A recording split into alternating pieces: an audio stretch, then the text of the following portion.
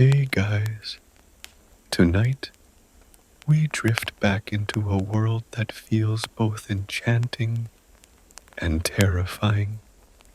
At the same time, medieval Europe, you picture vast stone castles rising against the mist, monks chanting in candlelit cloisters, and peasants trudging through muddy streets while rumors of miracles and plagues float through the air. And here's a cheeky reality check. You probably wouldn't last more than a week in this place. Between the questionable hygiene, the delightful variety of medieval parasites, and the tendency for wars to break out whenever a cousin blinked at the wrong time, survival odds were not exactly in your favor. So before you get comfortable, take a moment to like the video and subscribe, but only if you genuinely enjoy what I do here. I'd also love to know where in the world you're listening from tonight and what time it is in your corner of the globe. The comments always feel like a map of sleepy wanderers stretching across continents. Now dim the lights, maybe turn on a fan for that soft background hum, and let's ease into tonight's journey together. You settle into the soundscape of the Middle Ages, where the fall of Rome still echoes like a ghost. Roads that once carried Roman legions now crumble weeds, sprouting through broken stones. You hear the rattle of wagon wheels hitting potholes that Caesar would have never tolerated. Kingdoms rise and collapse with the seasons, and religion pours into the vacuum of order like water filling cracks in dry earth. Priests tell you that God himself has chosen kings to rule, and you better believe it or risk being called a heretic, which was never a fun label in this era. You walk into a market square.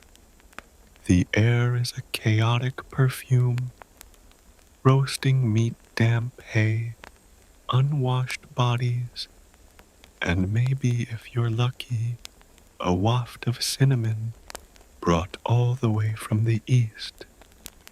People around you believe deeply in signs. An eclipse could foretell doom. A raven perched on the roof might mean someone's about to die. Historians still argue whether these superstitions offered comfort or just kept everyone on edge. But either way, you'd keep an eye on the birds if you were here. Picture the monarchs, these self-styled demigods, draped in furs and jewels. A king might sit beneath a vaulted ceiling, jeweled crown glittering in the flicker of torchlight. But behind the glamour, you know the truth. Lice didn't care about titles. Kings scratched just as peasants did, and those velvet-lined cloaks often hid a smell that Fabries would have charged double for. Still, the regalia mattered.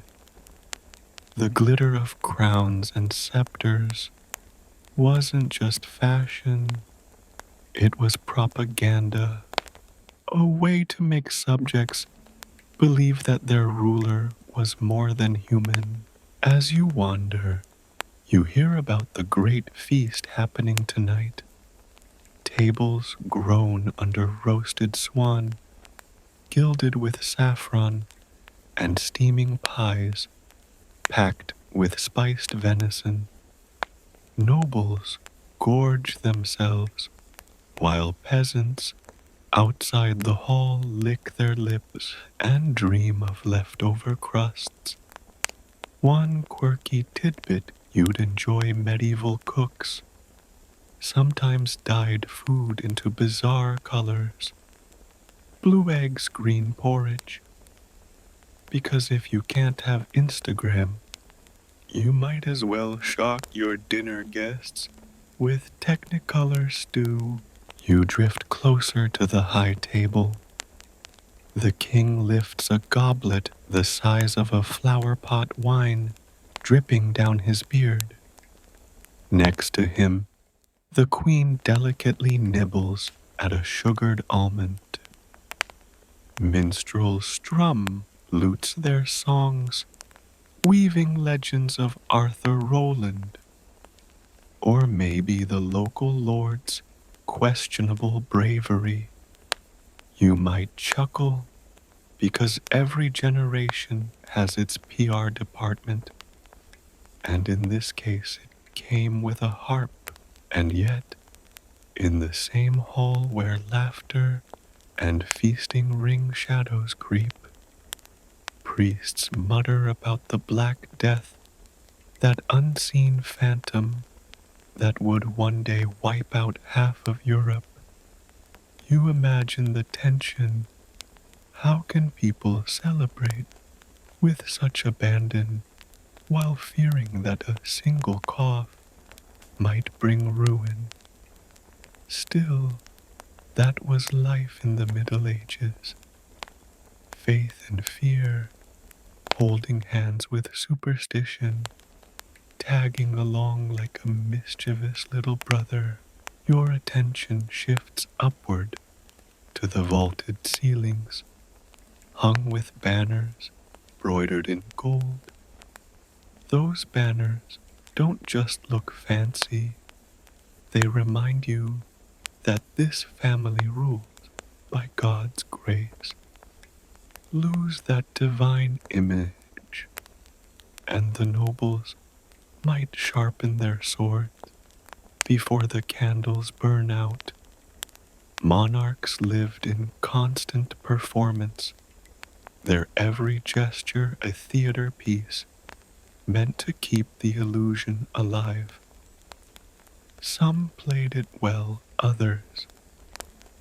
Well, some wound up deposed, poisoned, or conveniently, accidentally falling off their horses.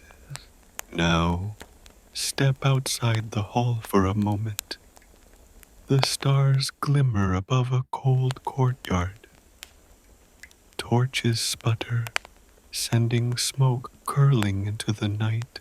Somewhere wolves howl, reminding you that even royalty couldn't control the wilderness pressing at their borders.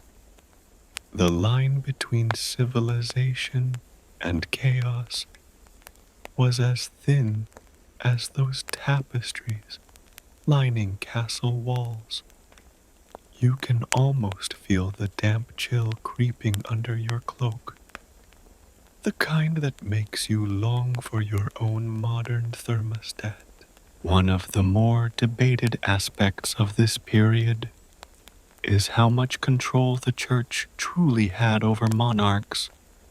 Some historians argue kings bent knee to Rome in nearly every matter, while others claim monarchs played the game more slyly, using religion when convenient and ignoring it when not. Either way, the tension shaped centuries of drama, and you sitting here in your comfortable bed can appreciate how bizarre it must have been to balance divine obedience with a very human desire to keep your crown on your head.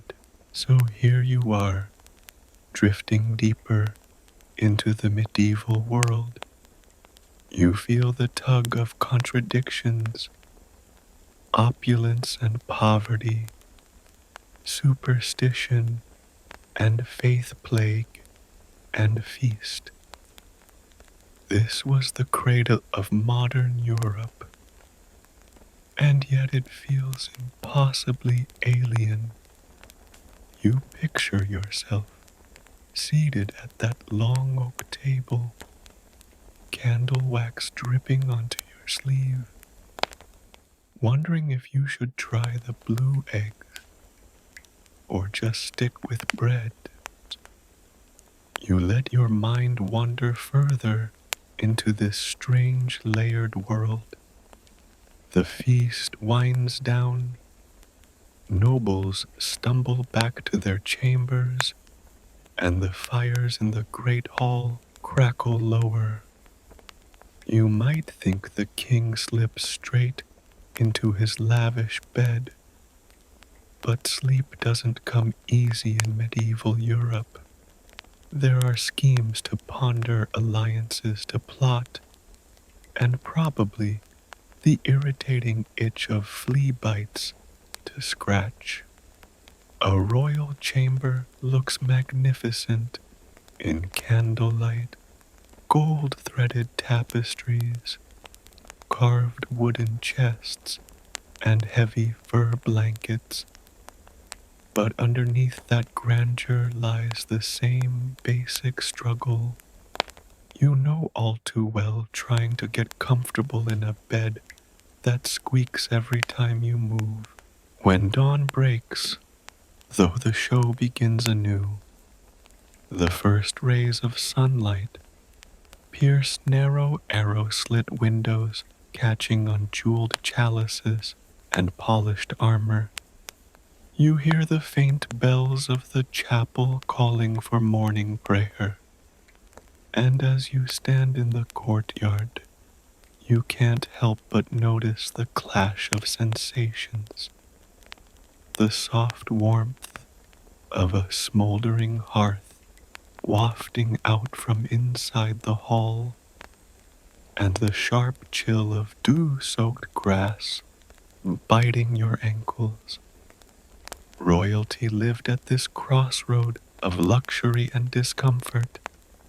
Sure, they had feather mattresses, but they also had drafty stone rooms colder than your freezer. You follow a servant carrying a pitcher of water to the queen's chamber. She's expected to wake not to birdsong, but to ceremony.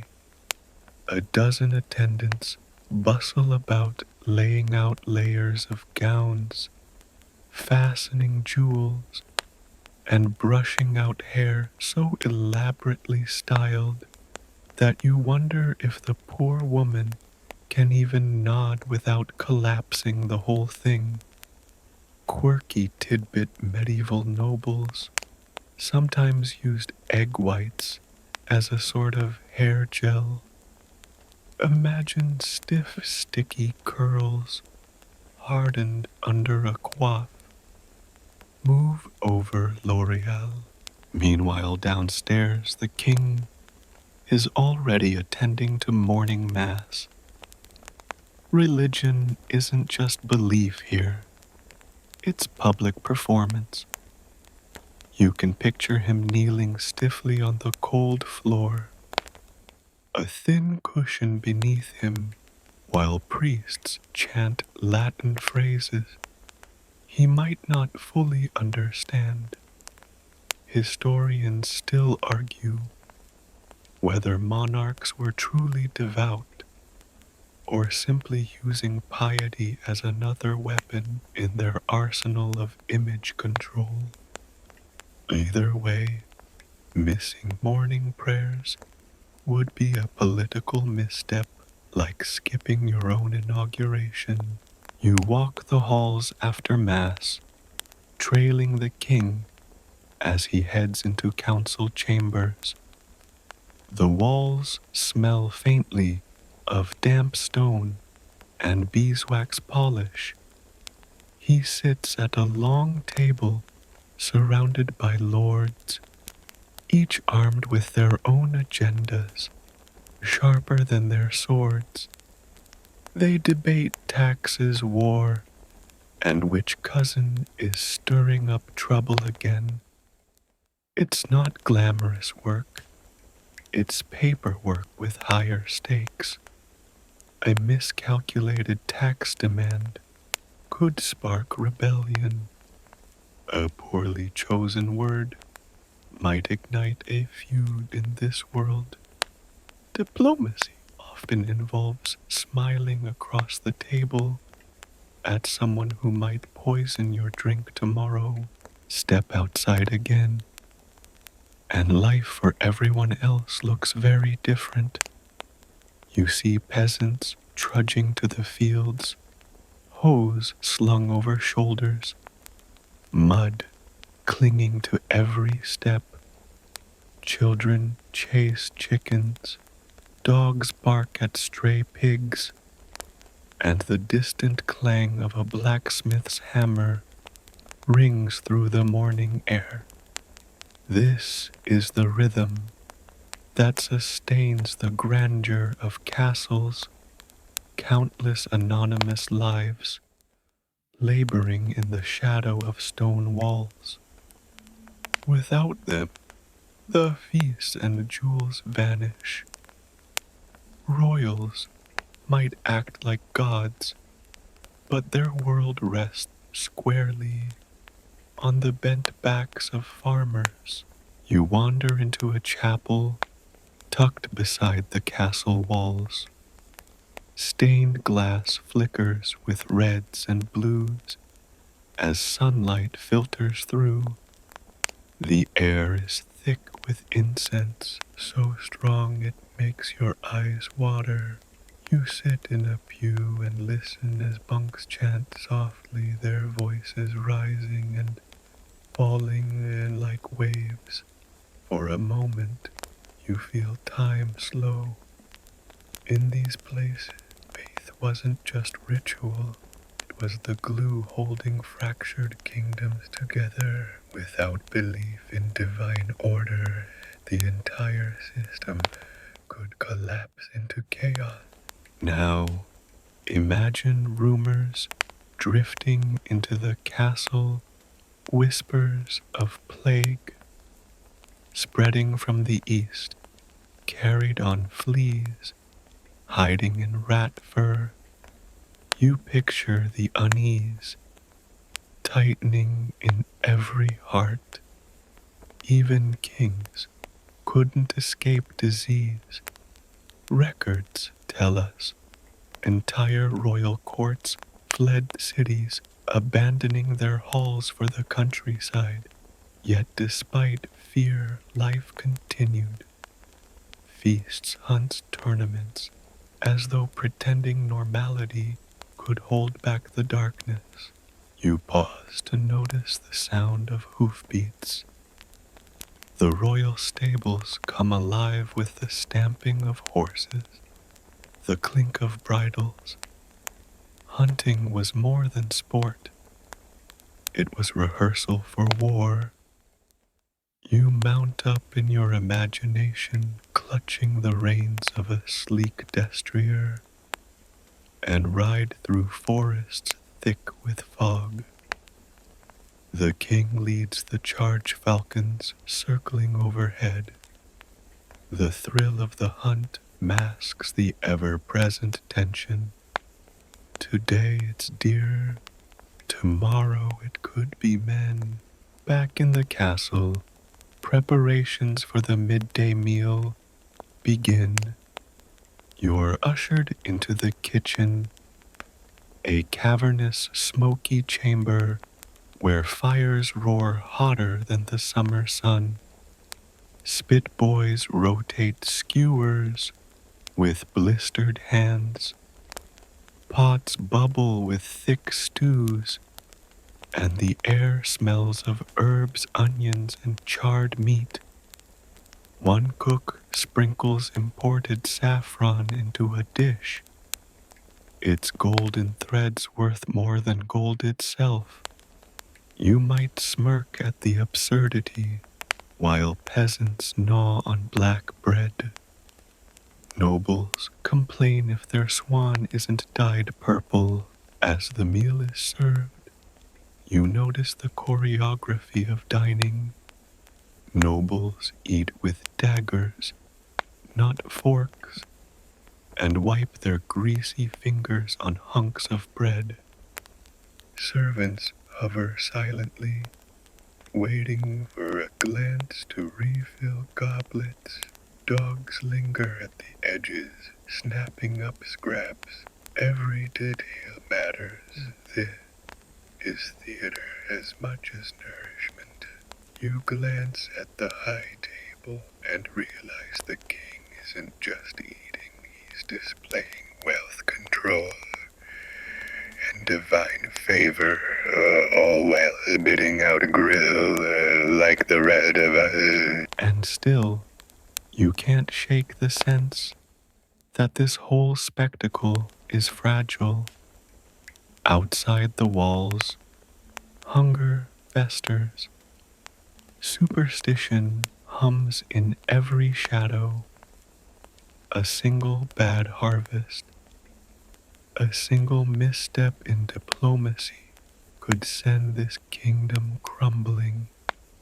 Yet for now, the music plays, the torches burn, and you're swept deeper into a world where faith, fear, and feasts intertwine into the rhythm of medieval life.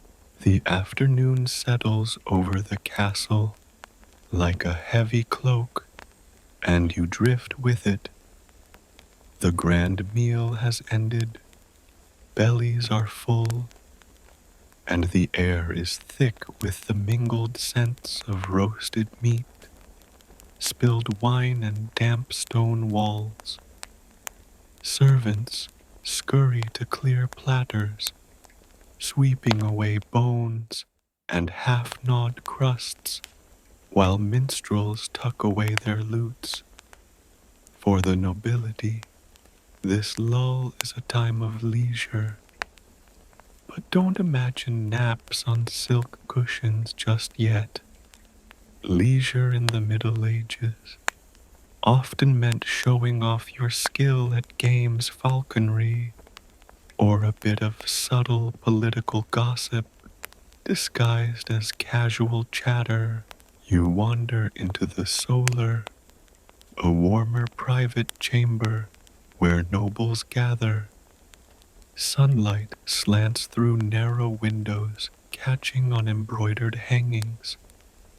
Ladies bend over embroidery frames, their fingers deftly pulling needles through rich cloth. Gentle laughter floats around the room, though every word carries undertones. You hear one courtier mention a rumor about a neighboring duke's weakness, another hint about a possible marriage alliance. Even here in this cozy chamber, power politics hums like bees in a hive. The king steps into the room, and instantly, conversation shifts. Everyone straightens eyes, bright smiles practiced. A monarch didn't just rule, he performed constantly, even in spaces that might seem private. You imagine the weight of it, knowing every gesture is watched, every sigh interpreted. One raised eyebrow could launch a rumor. One misplaced chuckle might hint at treason. This constant scrutiny was both crown and chain. Later, you follow a group of nobles into the tilt yard.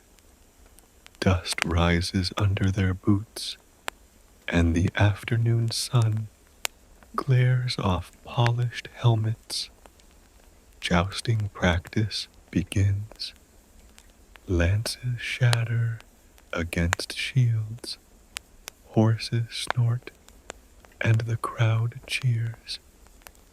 It looks exhilarating, but you notice the bruises and broken bones. For these young men, this is as much about proving loyalty as it is about skill.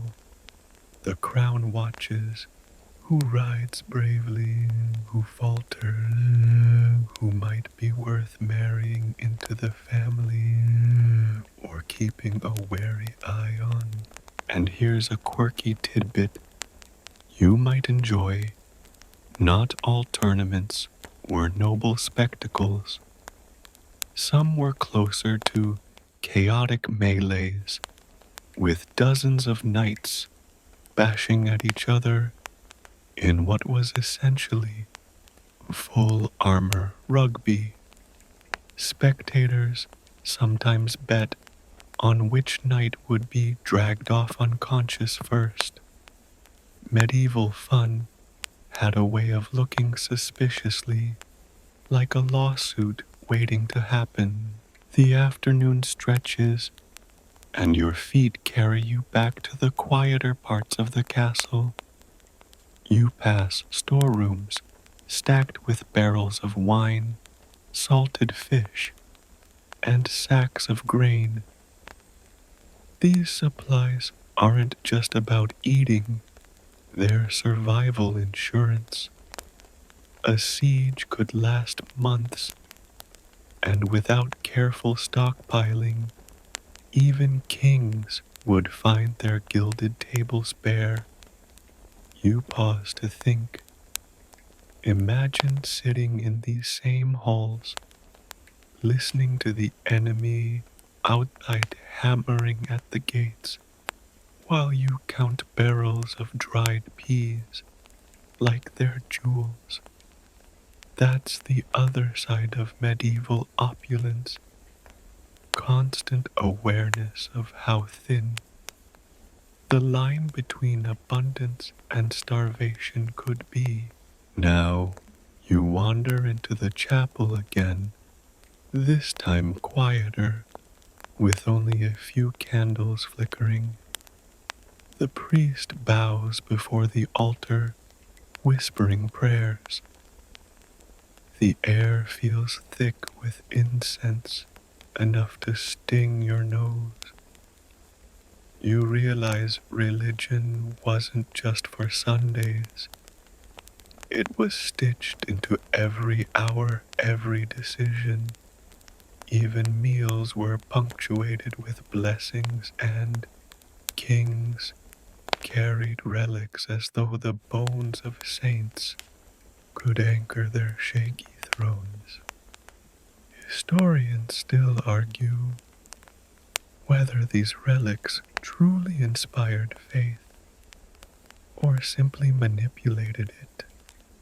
You standing in the half-dark might suspect it was a bit of both. From the chapel, your imagination carries you into the great library, or what counts as one. A few shelves of heavy manuscripts, each painstakingly copied by hand, each a treasure worth more than gold. You run your fingers over the rough parchment, the ink slightly raised. Knowledge in this world is rare guarded, and mostly in Latin, which means unless you're a monk or unusually educated, those words are as mysterious as arcane spells. Still, the presence of books reminds you that this so-called Dark Age flickered with light in small corners. Scholars debated Aristotle, translated Arabic science, and kept memory alive, while the world outside often staggered under chaos. By late afternoon, another hunt is announced. You join the retinue as they ride out into the countryside. The forest greets you with damp earth birdsong, and the occasional rustle of something unseen. Nobles carry hawks on gloved fists, their sharp eyes scanning the skies. A falcon is released wings, slicing the air, diving with lethal grace. You feel a shiver. Hunting is beautiful and brutal at once, a mirror of medieval life itself. As the sun dips low, shadows stretch long across the fields. You return to the castle, tired mud, clinging to your boots. Inside, torches flare the walls glowing orange. Evening settles, and preparations for another feast begin. The hall is dressed in its finery again. Banners hanging candles lit in iron chandeliers. You realize this rhythm of feast, prayer, council, and show is the heartbeat of royal life. It looks dazzling, but beneath it all beats a steady pulse of insecurity, war, famine, plague, rebellion. And yet people laugh. They play dice at the tables, flirt behind pillars, and hum songs long after the musicians have left. Humanity bubbles up even under the weight of crowns and chains. You lean against the cold stone and smile at the thought, no matter the century, people find ways to sneak joy into their days, even if that joy occasionally involves a pie-dyed neon blue. Evening deepens, and the castle transforms once more. The daylight's hard edges soften into torchlight and candle glow.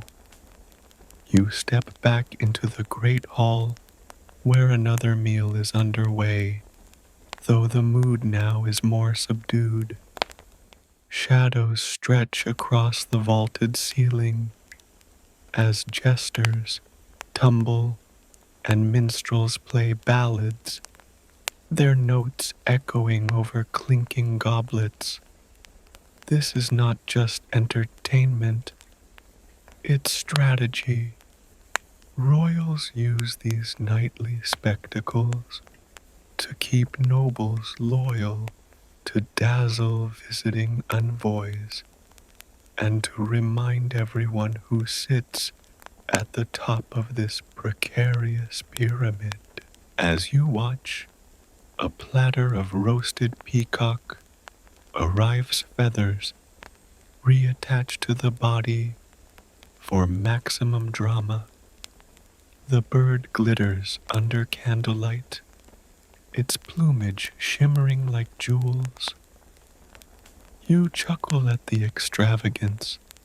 It's the medieval version of serving your guests a firework show on a plate.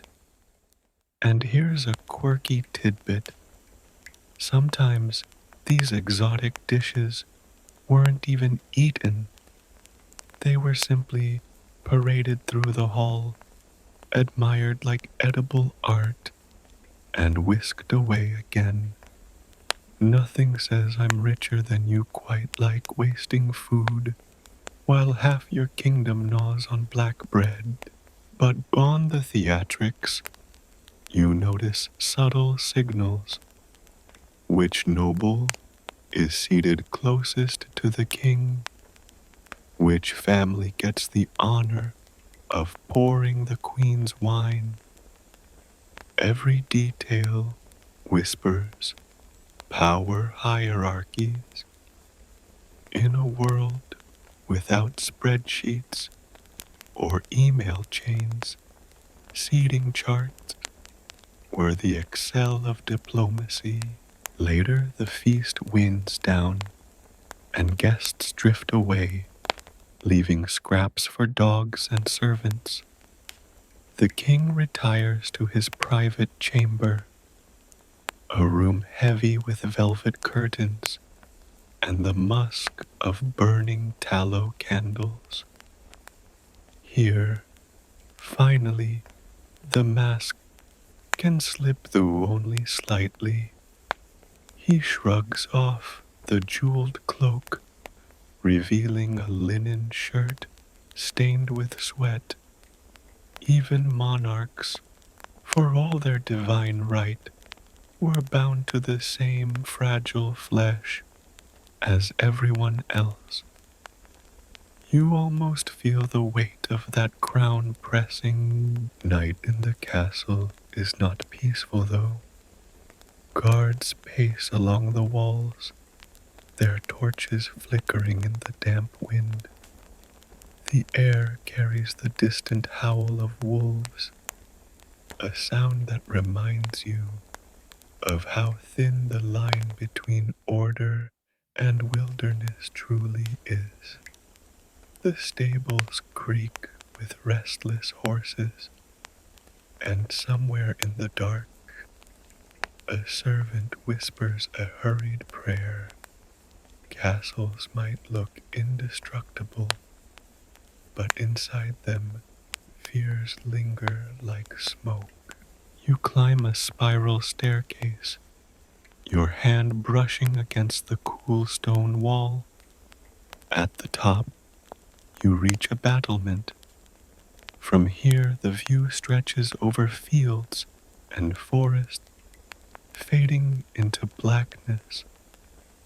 Stars scatter across the sky brighter than you've ever seen without modern lights.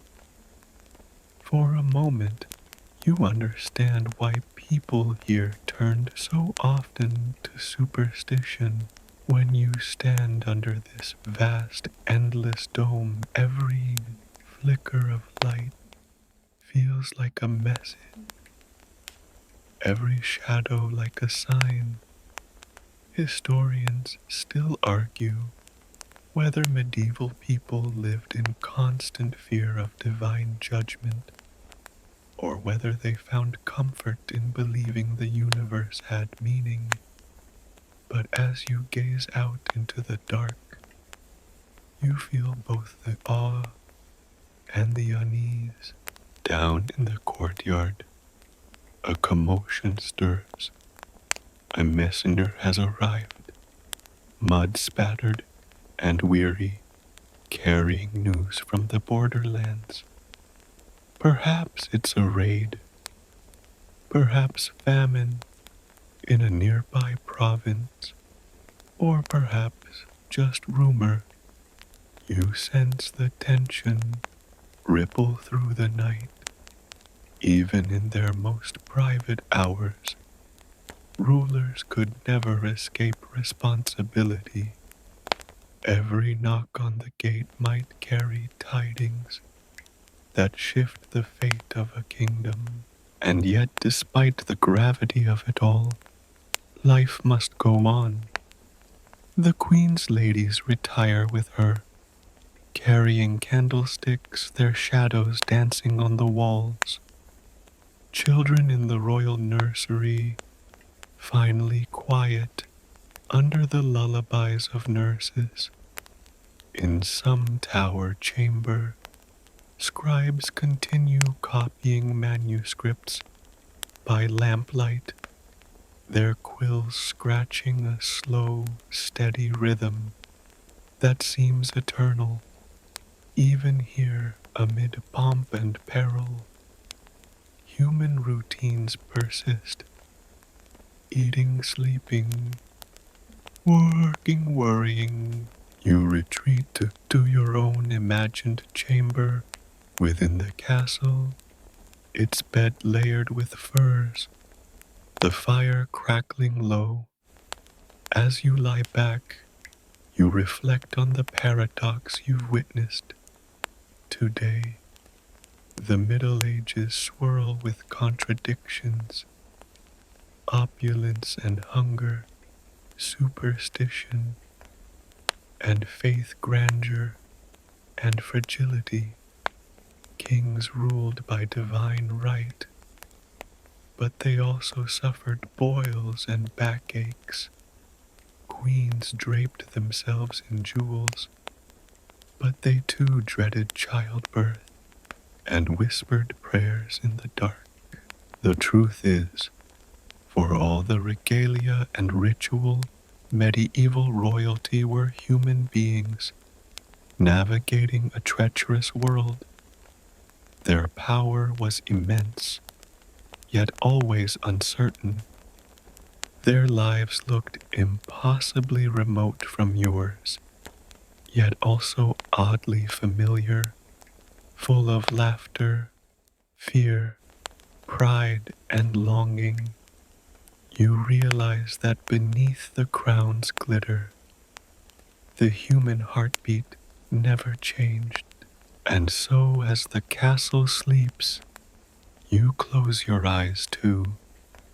You've walked through the rhythm of a royal day faith, in the morning feasts, at noon games in the afternoon, and uneasy quiet at night.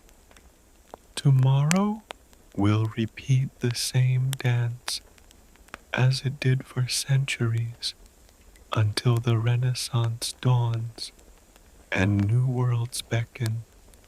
For now, though you drift with them into the medieval dark, carried by the sound of the wind against the battlements and the steady crackle of the hearth, the night finally loosens its grip, and dawn creeps into the castle like a cautious guest. You stir in the half-dark, wrapped in furs that smell faintly of smoke and animal musk. The air is sharp, colder than you expected, and you can see your own breath hovering like a ghost above you. There is no gentle sunrise alarm here, no glowing phone screen to ease you into the day. Just the pale light sneaking through narrow arrow-slit windows, and the muffled stir of servants already awake. You sit up, and the stone beneath your feet is like ice. The first sound you catch is the low crackle of a smoldering hearth. It doesn't quite warm the chamber, but it flickers against the carved oak of a massive bed frame, sending shadows dancing across walls draped in faded tapestries. Those tapestries aren't just decoration, they're insulation, thin defenses against the relentless chill of castle life. You run your hand across the rough weave and trace stitched scenes of saints and battles, reminders that history itself was sewn into daily existence. Servants shuffle in quiet as mice carrying pitchers of water. You might imagine splashing your face with something warm, but forget it. The water is icy, drawn from a well. It jolts you awake faster than any modern espresso shot. And here's a quirky tidbit.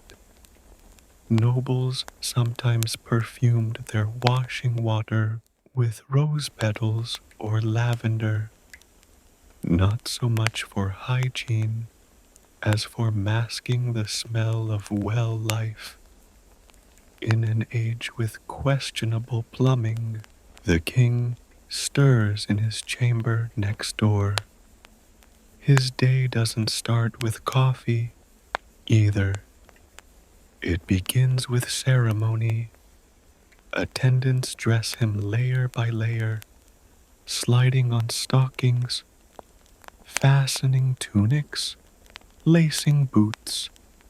Each article of clothing is not just practical, but symbolic, stitched with threads that whisper status. Imagine standing there while half a dozen people tug at your sleeves and belt all while you try not to yawn in their faces. Historians still argue whether monarchs genuinely enjoyed this ritual or endured it like actors stuck in endless rehearsal. But either way, it was part of the performance of power. You step into the corridor. The walls glisten slightly with damp, the torch brackets still smoking from the night.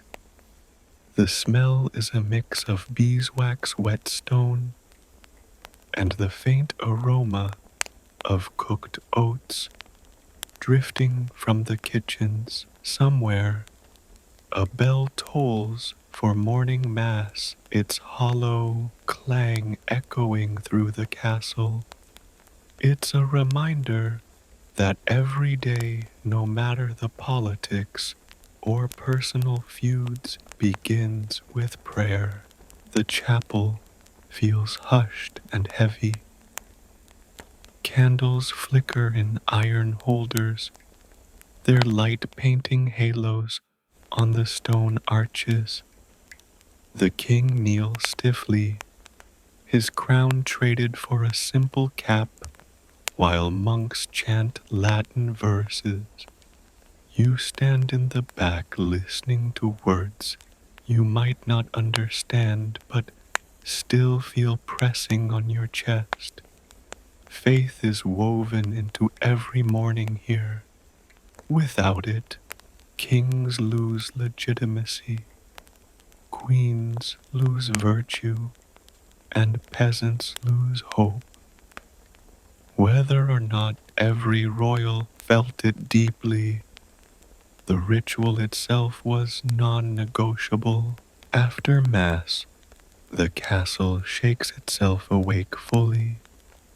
The kitchens roar to life, spits turning with slabs of meat, pots bubbling with porridge. The clang of ladles and the bark of orders fill the air. Servants dart like bees, carrying trays, polishing goblets, sweeping ashes. The castle is a hive, and you're right in the middle of it. Everyone knows their role. Some chop onions until their eyes sting others, scrub rushes for the floor. Others chase dogs away from the scraps. You wander into the great hall, again now bathed in soft morning light. Sunbeams filter through stained glass, streaking the floor with color. You notice the long oak tables freshly laid with trenchers, flat slabs of stale bread that serve as plates. These will soak up the meat juices and later be tossed to dogs or the poor.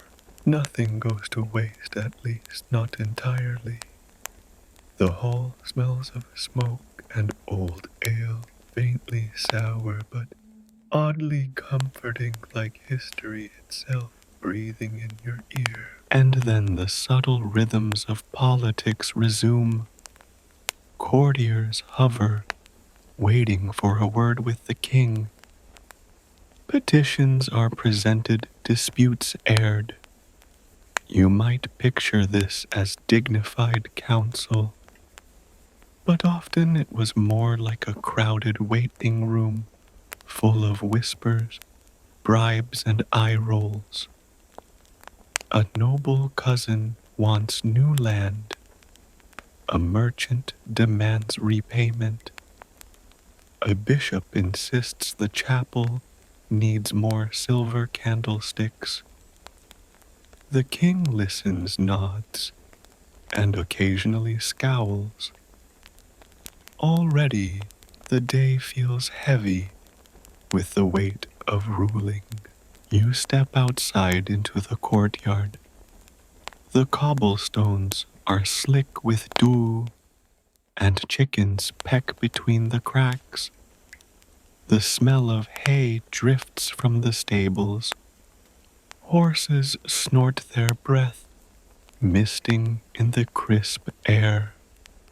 The sky above is streaked with pale gold, the promise of a new day. For a moment, you take it in the mix of serenity and tension, the sense that every dawn could bring either peace or disaster. In medieval Europe, mornings weren't just beginnings. They were rehearsals for survival. The sun climbs higher, and the castle fully stirs to life around you.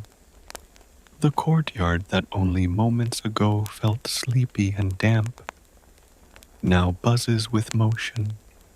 Servants hurry with baskets of bread, their aprons dusted with flour, while squires dart between stables and armories, balancing spears taller than themselves. You can almost hear the rhythm of hoofbeats as horses are led out hooves, striking the cobbles like drums. The smell of manure and hay thickens the morning air, mingling awkwardly with the sweet waft of spiced porridge from the kitchen. Inside the great hall, the day's first formal meal is underway.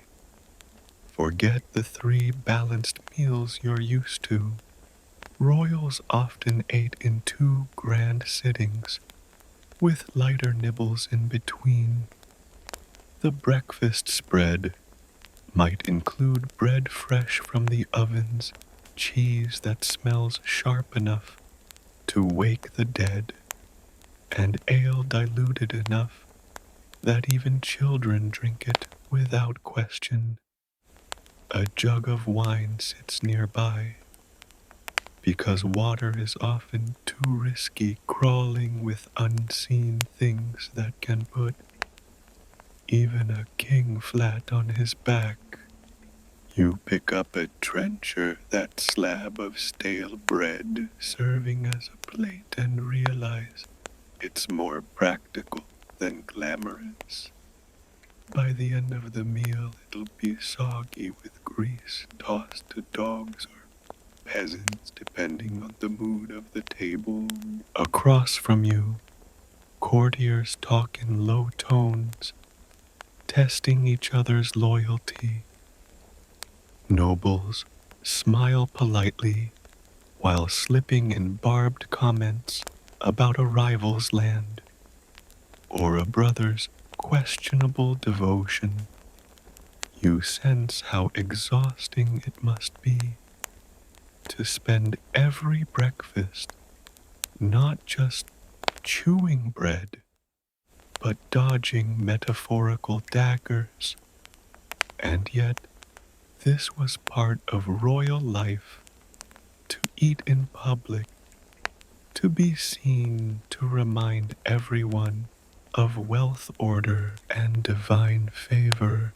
With every gulp of watered wine, when the plates are cleared, attention shifts to business. The king moves into the council chamber, a drafty hall with tall-backed chairs and a long table. You follow at a respectful distance. The room smells of ink and wax with parchments stacked like little towers. Scribes sharpen their quills, ready to record every decree. Lords and bishops sit stiffly, their robes swishing as they take their places. You notice how each one eyes the others, calculating alliances. In this world, Ruling a kingdom is less about shouting orders and more about juggling egos.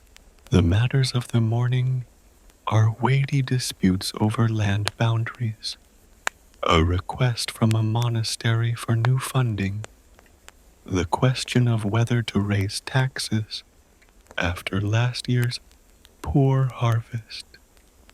The king listens, frowning, while advisers whisper into his ear. You can tell no decision is simple. Raise taxes and the peasants groan. Lower them and the nobles feel slighted. Fund the monastery and merchants accuse the crown of favoritism. Deny it and the church mutters about neglecting God's house. Historians still argue whether medieval kings were truly powerful or simply referees in endless noble squabbles. Watching this scene, you might lean toward the latter. By late morning, the atmosphere shifts. The business of governance gives way to displays of leisure, though even leisure doubles as performance. You're led into the tilt yard again, where knights practice with lances, their armor clattering as they mount sleek war horses. The crowd cheers when lances splinter, sending echoes across the stone walls.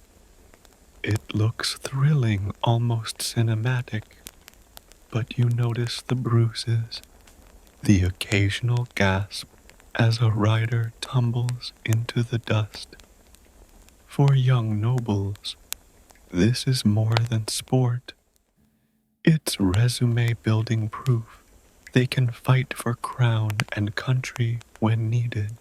A young page hands you a practice sword, and for a moment you imagine joining. The weight surprises you. It's heavier than the toy versions you've seen in museums. Your grip slips, your stance wobbles, and you quickly realize the romance of knighthood comes with the inconvenient reality of arm muscles you don't quite have. You laugh softly at yourself, and perhaps at the thought that even knights probably groaned about sore shoulders at night. As midday approaches, preparations for the main meal resume. This time, it's a feast worth noting. You're ushered into the kitchens, which roar like a furnace. The air is thick with smoke, and the sizzling of fat. Spit boys, their faces, flushed, turn massive skewers with blisters forming on their hands. Huge pots bubble with stews, steam rising like fog. You notice herbs hanging from beams overhead, sage, thyme, parsley, adding a faint green sharpness to the smoky air. One cook sprinkles precious saffron into a pot, its golden color, staining the broth like sunlight in liquid form. Quirky tidbit medieval chefs sometimes dyed entire dishes bizarre colors. Picture a bright green roast goose or a blue custard pie. It wasn't about taste. It was about spectacle, a medieval version of food styling for the royal Instagram feed. You smile at the absurdity, but also at the ingenuity. Even then, presentation mattered as much as flavor.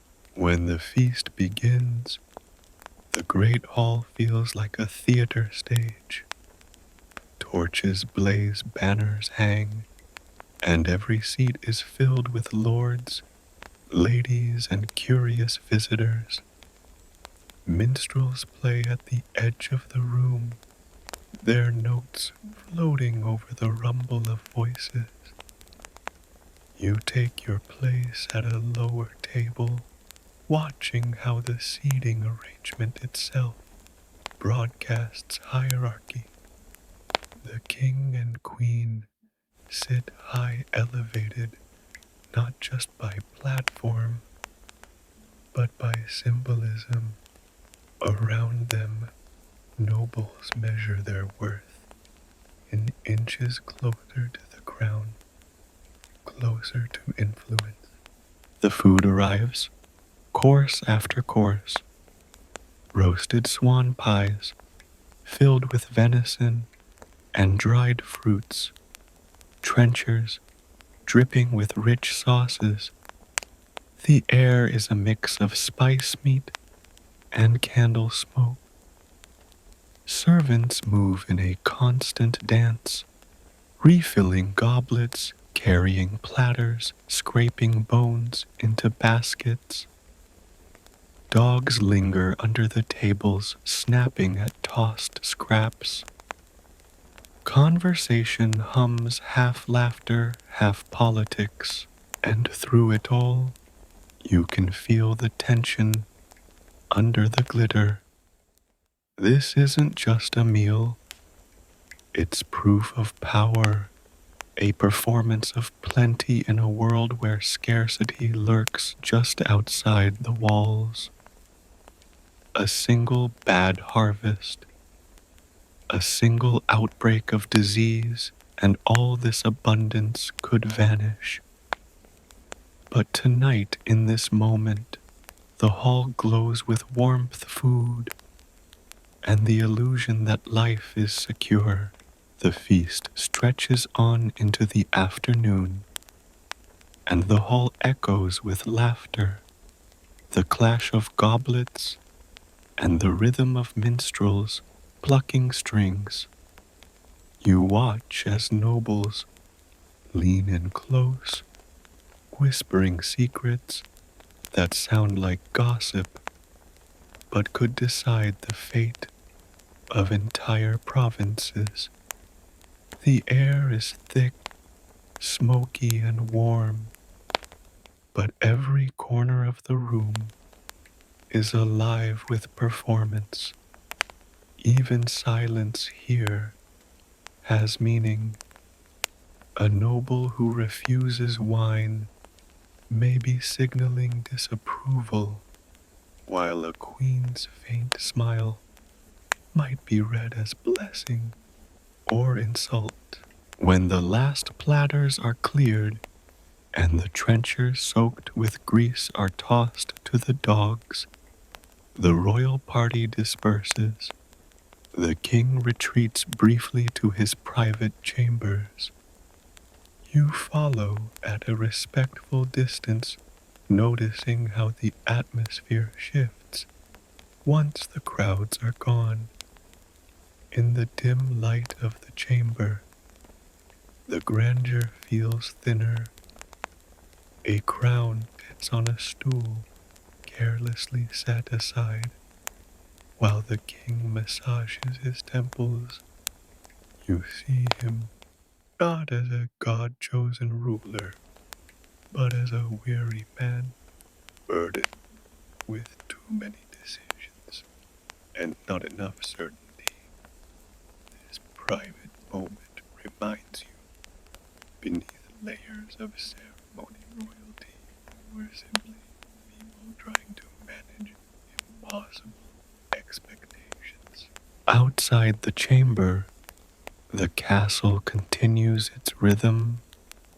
The clatter of servants cleaning dishes fades into the background as new sounds emerge. The clang of the blacksmith's hammer, the bleating of sheep brought into the outer bailey, and the distant murmur of townsfolk gathering at the gates. Life within and beyond the walls flows together, each dependent on the other. You sense the irony. These towering fortresses project strength, but their survival rests on fragile networks of farmers, merchants, and priests. As the afternoon drags on, the king reconvenes with his council. This time, the topics are grimmer. News has arrived of unrest in a border village. Taxes are paid in another. A messenger brings rumors of plague in a nearby town. You feel the tension settle heavy in the chamber like the air before a storm. Nobles argue, priests warn of divine punishment, and scribes scramble to keep up. Historians still argue whether medieval monarchs truly held power or were simply trapped in webs spun by church, nobility, and fate. Watching this scene, you might suspect the truth lies somewhere in between. The council ends, and the king decides to hunt.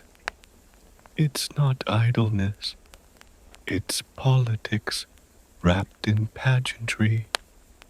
You step into the stables where the air is sharp with hay and sweat.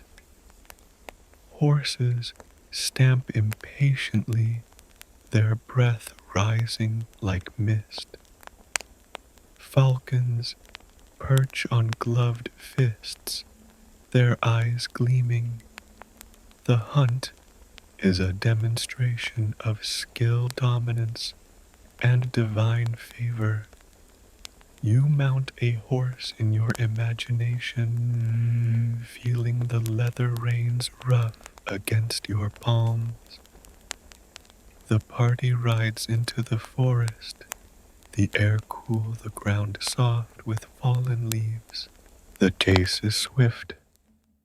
A stag bolts through the trees, hounds baying, hooves pounding the earth. The king looses his falcon, and it dives with lethal precision. The thrill is undeniable, but so is the symbolism. If a monarch can master the wild, perhaps he can master the chaos of his realm. You wipe sweat from your brow and realize this hunt is theater as much as survival practice. By the time you return to the castle, the sky has shifted toward dusk. Torches flare along the walls, their flames dancing in the cooling wind. The day begins to fold in on itself, as if the castle exhales after the long performance. Servants rush once more to prepare the evening meal. Nobles retire to change their gowns, and the smell of roasting meat drifts again through the corridors. But before the feast begins, you wander into the chapel once more. Evening mass is quieter, softer, with fewer attendants. Candles flicker against stone, casting long shadows. The king kneels again, his forehead pressed to clasped hands. Is it genuine devotion, or simply another duty? You can't tell. And maybe that's the point. Historians still debate whether faith in these moments was heartfelt or staged. But as you listen to the low chant, you sense both belief and performance, entwined, inseparable. When you step out into the courtyard again, the first stars are already visible. The air is crisp, the kind that makes you shiver and pull your cloak tighter. Somewhere wolves howl in the distance, their cries carried on the wind. You glance back at the castle, its walls looming, its windows glowing with firelight. Inside life continues in its rhythm of ceremony, faith and show. Outside, the vast unknown presses close. And as you prepare to settle into your chamber once again, you realize the day in a medieval castle was not just about surviving. It was about performing. From the first cold splash of morning water to the last whispered prayer at night, every moment was scripted, rehearsed, and watched. The castle itself was a stage, the royals, its actors, and you here now, an unseen guest in their endless play. You close your eyes and let the flicker of torchlight linger in your mind. Tomorrow will come with the same rhythms.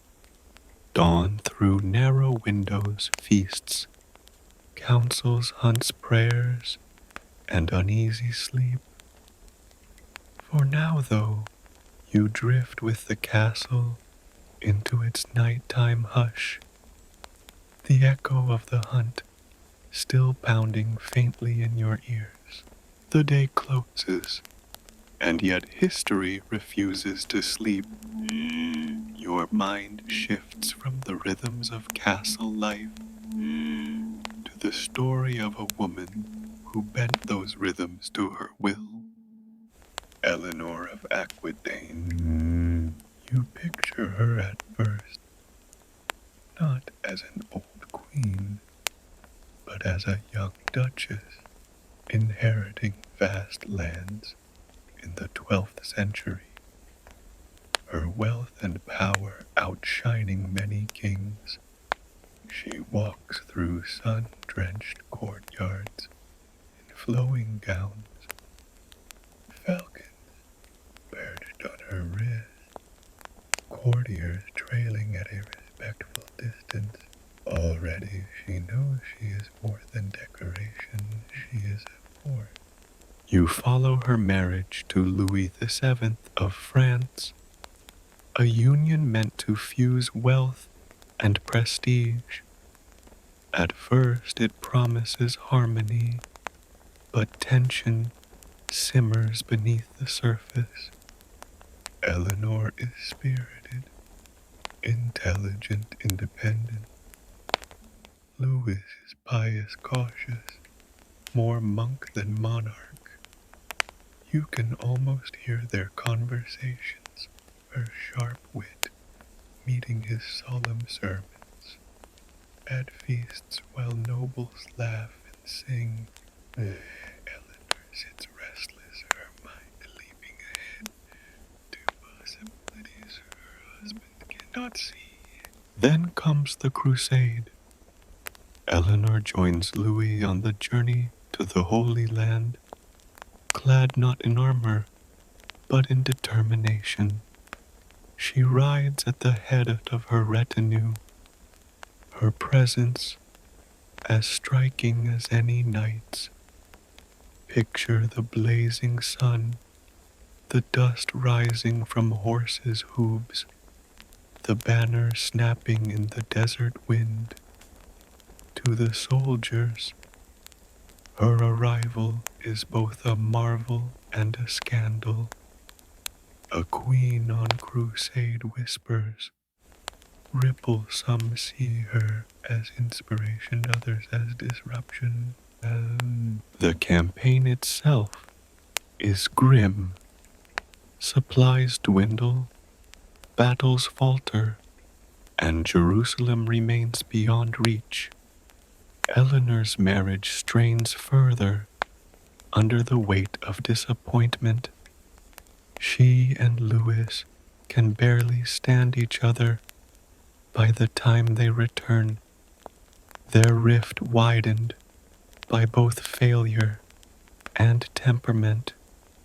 In whispered corridors, Eleanor seeks annulment, citing consanguinity, blood relation as grounds. The church listens, and soon she is free. Quirky tidbit annulment on those grounds was less about shared DNA and more about convenient loopholes when marriage is soured. Not long after, she weds Henry Plantagenet, soon to be Henry III of England. With him, the partnership blazes with energy, passion, and fire, too much fire perhaps. Together, they rule an empire stretching from Scotland to the Pyrenees, a realm so vast contemporaries call it the Angevin Empire. Yet their marriage is a battlefield. Henry is shrewd, ambitious, unyielding. Eleanor is equally strong-willed, determined to wield influence, not simply stand beside him. Historians still argue whether Eleanor and Henry ever truly loved each other, or whether their bond was always one of strategy and necessity. But as you watch them at court, sparks fly in every glance. Some nights they laugh together, plotting dynasties. Others they storm from the hall in fury, each unwilling to yield an inch. Their children inherit not peace, but ambition. Sons rebel against their father, spurred by promises of land and titles. Eleanor, caught between loyalty to husband and devotion to sons, makes her choice. She sides with her children in revolt, her spirit refusing to be caged. But fate is merciless. Henry captures her, and she spends 16 long years under house arrest. Her influence shackled, her freedom stripped.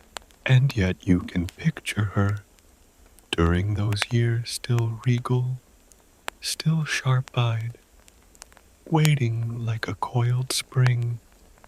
Even confined, she weaves plots, exchanges letters, nurtures alliances. Imprisonment might cage her body, but her mind roams free, already planning for the future when her sons will rise and Henry will fall. The years of Eleanor's confinement crawl like cold winters. You picture her pacing in a chamber that smells of damp stone and old rushes, sunlight seeping only through narrow slits. Servants attend her, but she is watched, always watched. For 16 years her world is reduced to walls and whispers, and yet instead of fading, her resolve sharpens. She listens for news of her sons, clings to letters carried by secret hands, and dreams of the day when she can act again. Her favorite son, Richard, later remembered as Richard the Lionheart, burns with ambition. You imagine him as Eleanor's mirror, bold, charismatic, sometimes reckless. He rebels against Henry, sometimes succeeding, sometimes failing, but never without her silent encouragement. In 1189, Henry finally dies, the weight of his reign collapsing under years of rebellion and strife. The castle doors open, and Eleanor steps into freedom.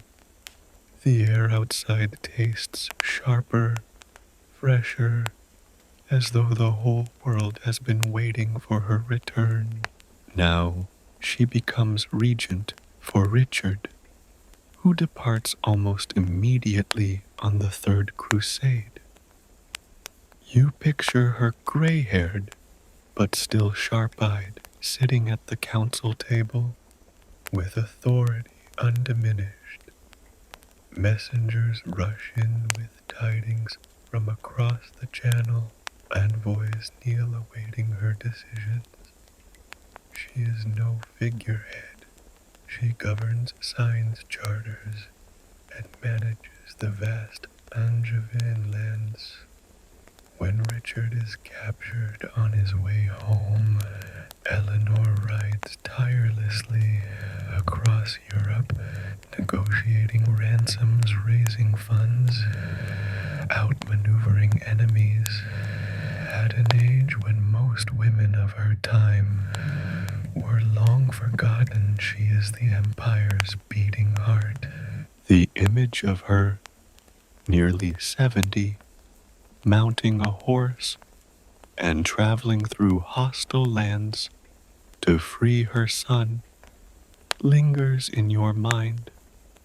Historians still argue whether her actions sprang from motherly devotion or from political calculation, but perhaps that debate misses the point. For Eleanor, the two were inseparable. Family was politics, and politics was survival. When Richard dies in 11, grief might have been expected to silence her. Instead, she rallies again. At 77, she personally leads an army to secure the crown for her youngest surviving son, John. Imagine the sight, a white-haired queen riding into battle-armored men, following her banner, her voice carrying above the clamor. Even the hard-faced barons must have marveled at her. Age had not diminished her will. If anything, it had distilled her into iron. Quirky tidbit, Eleanor is said to have arranged marriages, not only for her children, but also for grandchildren traveling to Castile and Navarre to handpick brides. It's almost comic, picturing her as a formidable matchmaker, except that these unions determined the fate of kingdoms. A grandmother wielding dynastic chess pieces with the same precision others used to stitch embroidery. By the early 1200s, her body begins to falter, though her mind remains sharp. She retires to the abbey at Fontevraud, a place of stone arches and quiet cloisters where the air smells of incense and beeswax. Yet even here, she is not forgotten. Pilgrims and dignitaries seek her counsel. Kings respect her name.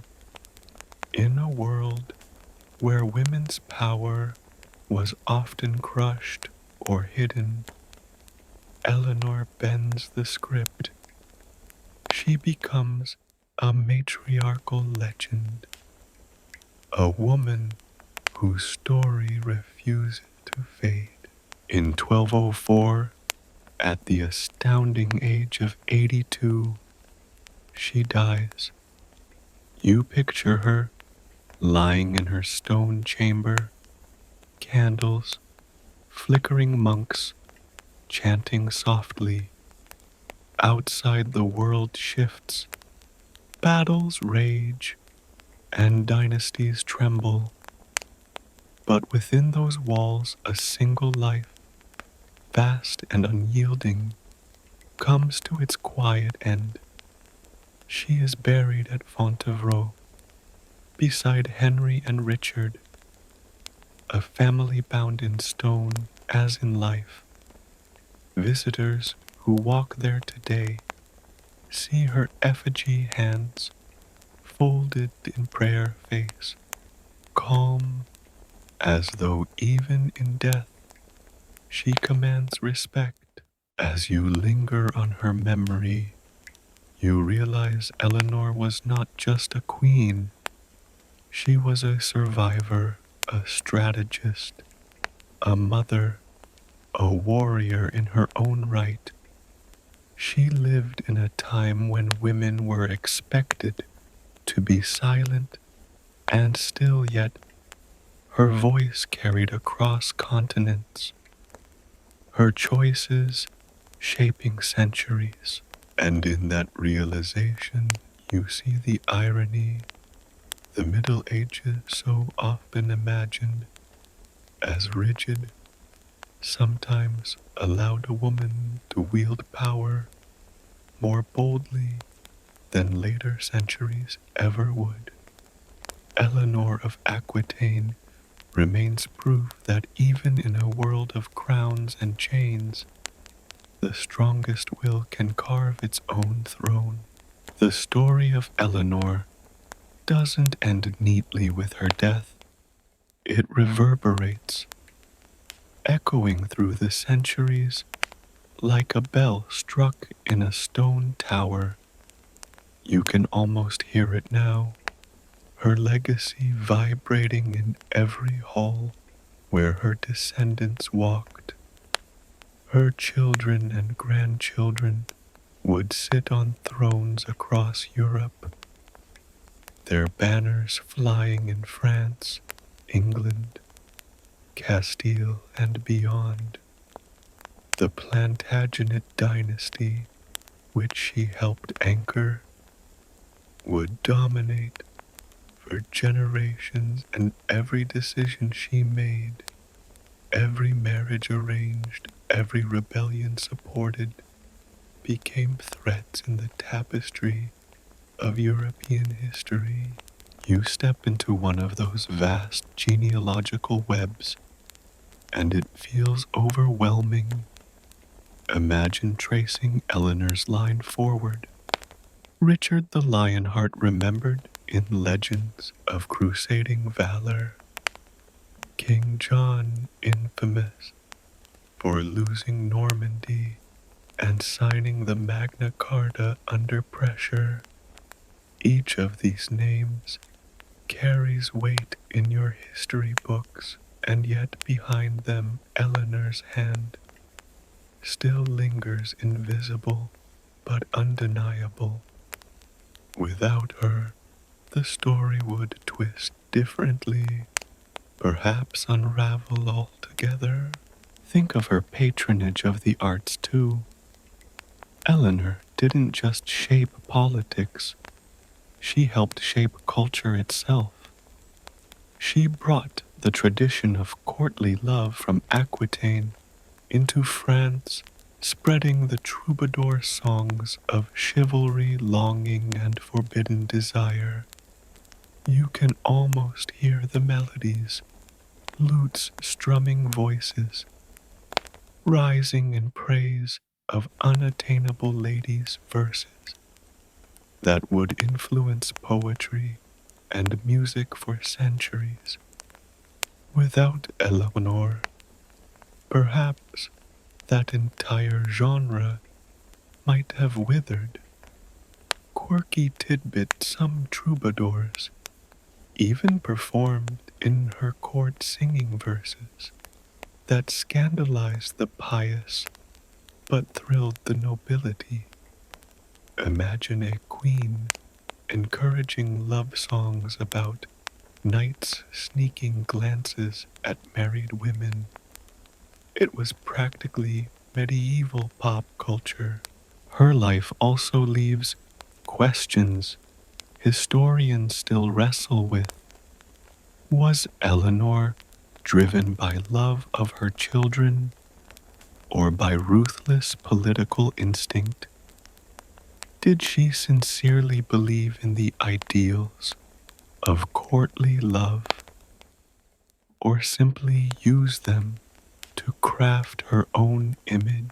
Was she extraordinary because of her unique strength or because the times chaotic, fractured, full of opportunity allowed her to thrive where others could not? You may never get firm answers, but perhaps that's part of her enduring magnetism. Picture Eleanor once more, not at the beginning or the end, but in the middle of her life, a queen seated at the head of a long table, banners fluttering overhead, her eyes sharp as she studies the men around her. She knows the games they play, the lies they tell, and she knows how to turn them to her advantage. There is something both terrifying and inspiring in that vision. She is neither saint nor villain, but fully, defiantly human, wielding all the tools at her disposal in a world that often tried to strip women of their voices. As the candlelight dims in your mind, Eleanor's story folds into a lesson. Power in the Middle Ages was fragile, but those who wielded it with resilience could outlast even the strongest chains. She reminds you that history isn't just kings and battles, it's individuals carving space for themselves in worlds determined to deny them. And in her case, she carved a space so large that centuries later you are still walking through it. You return now to the quiet abbey of Fontevraud, where her stone effigy lies, with hands folded in eternal prayer. The air smells faintly of incense, and shafts of light fall through the high windows. Visitors shuffle quietly, pausing to gaze upon her likeness. And as you stand there in your imagination, you realize Eleanor has achieved something rare. She has escaped the silence that history often imposes on women. She continues to speak through stories, through songs, through the very dynasties that carry her blood. The wind rattles against the abbey windows, carrying a whisper of her iron will. You listen closely, and perhaps you hear her voice too firm, commanding, still shaping how you understand the Middle Ages. And with that, the chapter of Eleanor of Aquitaine settles into your mind like a stone in calm water, ripples spreading out through the centuries. She was Duchess, Queen, Prisoner, Regent, Mother, Matchmaker, and Warrior, all within one extraordinary lifetime. You carry her forward now, a reminder that even in an age of crowns and chains, the strength of a single spirit could tilt the balance of history. The torchlight of Eleanor's world fades, and now your gaze drifts toward another face of medieval royalty, the glittering theater of chivalry, and the solemn mask of saintliness, where Eleanor wielded power with wit and rebellion, others sought legitimacy through ritual spectacle and devotion. You step forward into the late Middle Ages, where banners unfurl like painted flames. Knights polish their armor until it gleams like mirrors, and monarchs craft their public image with as much care as their crowns. You begin with Edward III of England. Imagine a court filled with pageantry, the air buzzing with the metallic scent of polished steel and the hum of expectation. It is the mid-14th century, and Edward has an idea that will echo through centuries: the founding of the Order of the Garter. You see the scene as though staged in a grand tapestry, nobles kneeling, banners heavy with heraldic lions, and Edward himself presiding with solemn pride. This order, he declares, is a brotherhood of knights who fight with honor, loyalty, and courage. At first you might smirk. Knighthood had already been romanticized in song. So wasn't this just another layer of theater? Yet the order mattered deeply. It set a new standard for royal chivalry, intertwining monarchy with ideals of honor and sacred duty. To wear the garter was to display not just skill in battle, but devotion to king and kingdom. Quirky tidbit legend has it, the order's motto, Honi soit qui mal y pense.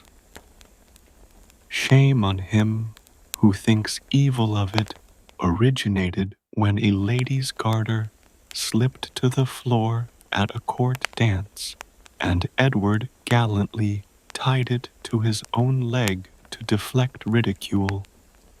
Whether true or not, the story itself reveals how even wardrobe malfunctions could become immortal symbols of loyalty and pride. You stroll into the jousting fields of Edward's court. Horses thunder, lances splinter, and spectators cheer. But beneath the clamor lies something deeper. These tournaments are political theater. Nobles demonstrate loyalty by competing, while Edward displays himself as the embodiment of knightly virtue. You sense the double edge. A king who cannot project chivalry risks losing not just respect, but obedience. In a world of fragile alliances, shining armor could be as vital as sharpened swords. The sunlight of England fades, and you find yourself under the softer, more austere glow of France, where another king embodies a very different royal model. Louis IX, later known as Saint Louis, sits quietly at a wooden table. No garish feasts tonight, no gilded pageantry. Instead, he fasts wearing a hair shirt beneath his robes, its coarse fibers scratching his skin as an act of penance. You lean closer, and realize here is a king who rules through devotion, not spectacle. Louis is remembered for his piety as much as his crown. He invites the poor to dine at his table, his hands resting gently on theirs, as though they were equals. You imagine the startled whispers of noble. How strange it must have been to see a monarch breaking bread with beggars, a gesture at once humbling and radical.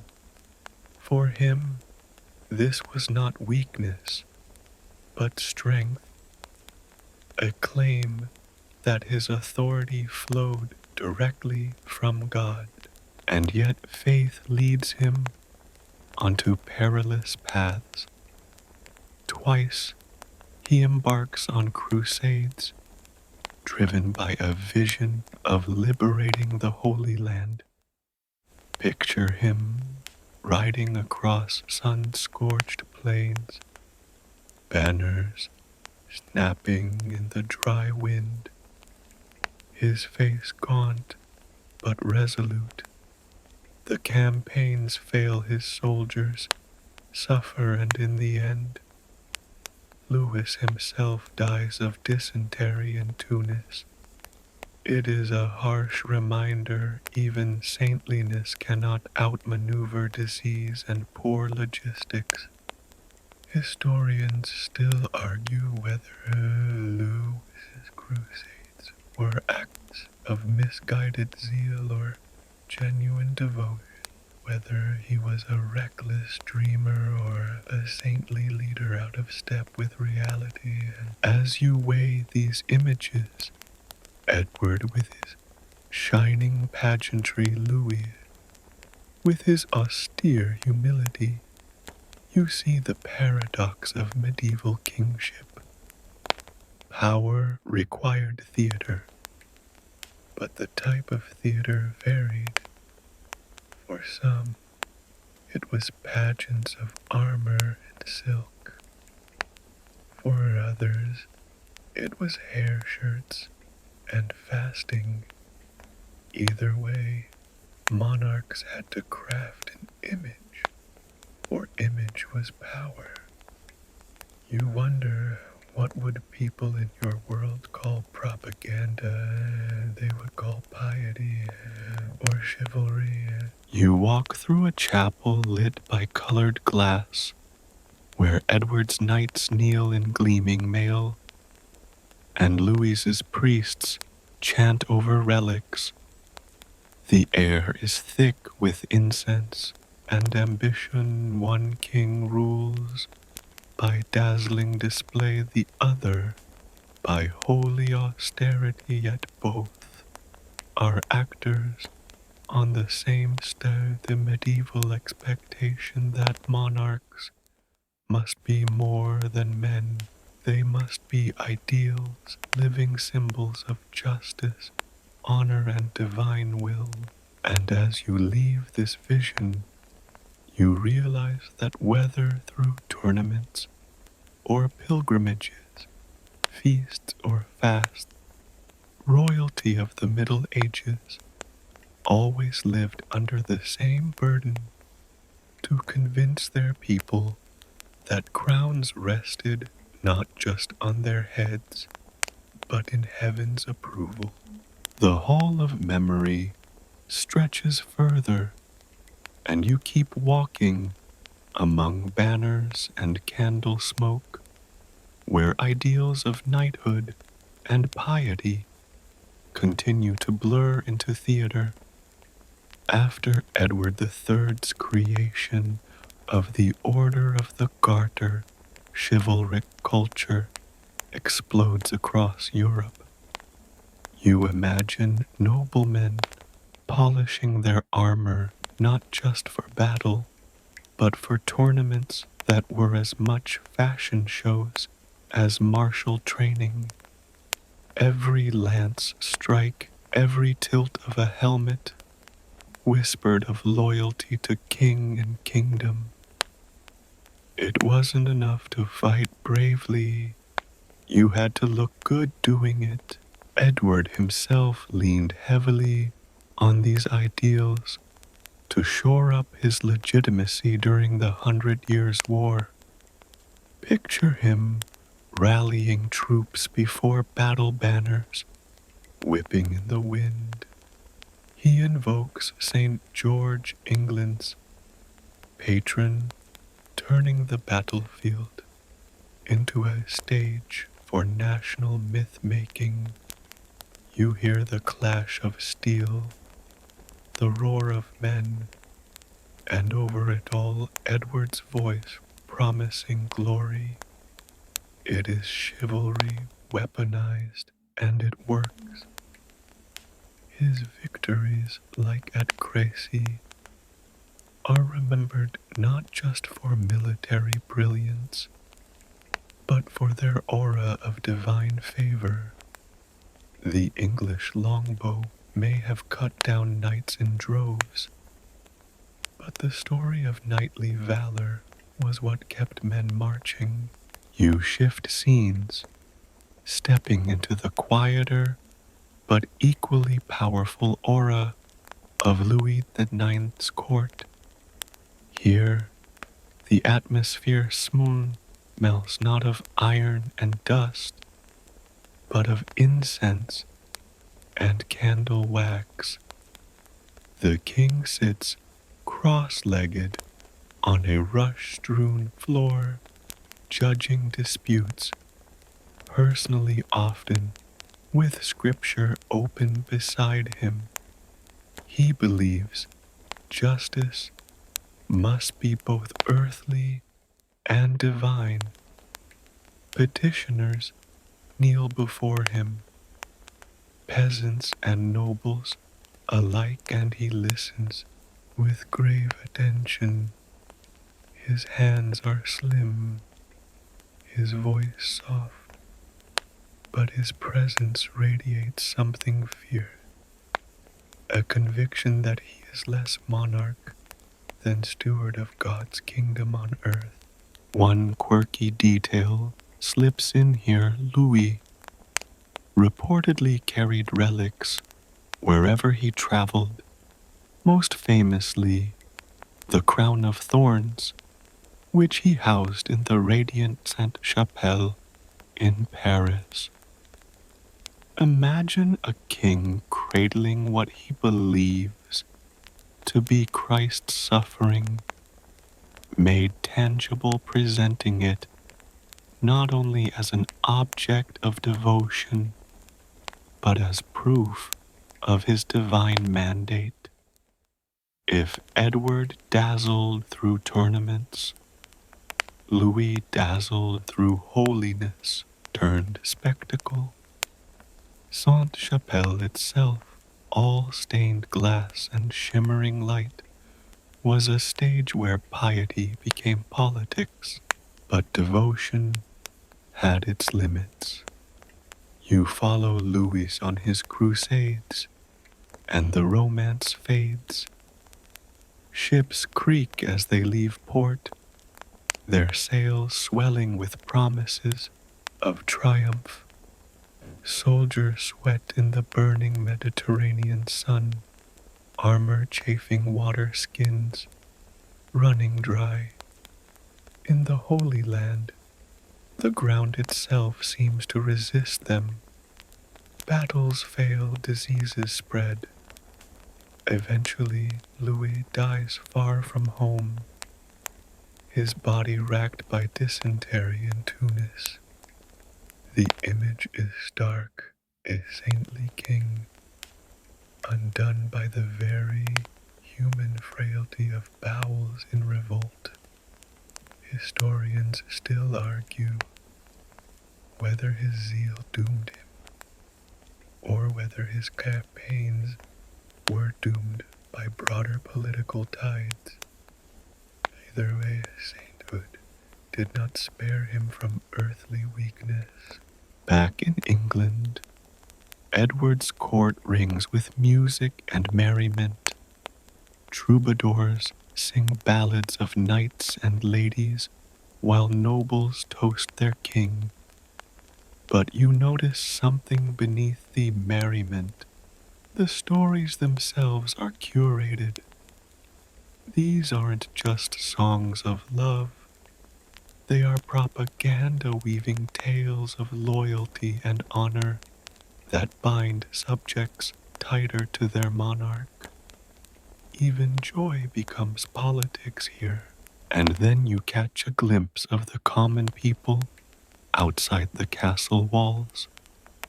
They peer up at towers, glowing with torchlight, hearing faint echoes of music and laughter. For them, these ideals of chivalry and saintliness are distant but powerful.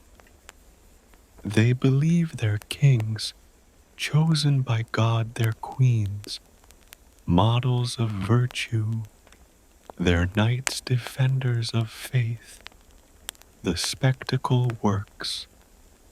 It sustains the fragile illusion that order is eternal even when famine or plague gnaws at the edges. Walking between Edward and Louis, you sense the duality of medieval kingship. One king proves legitimacy through staged pageantry and military showmanship, the other through humility, penance, and sacred relics. Both are performances, different costumes on the same stage. A monarch who falters in either loses more than reputation. They risk rebellion, deposition, or worse. As dusk creeps into this vision, you picture two scenes laid side by side.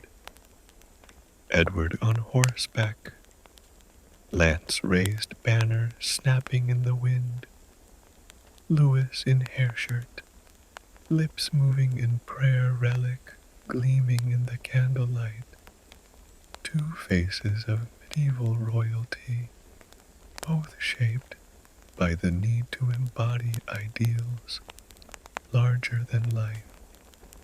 You realize that in their own ways, they were trapped by the same burden. The crown was never just gold.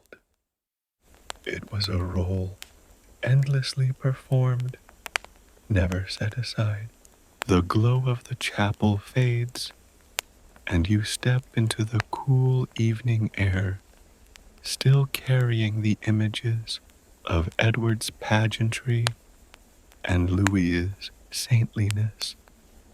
They stand as opposites in style, but equals in their need to project an image larger than themselves.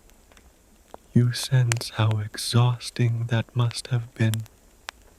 Every dawn, every ceremony, every public gesture shaped into a story their subjects could believe.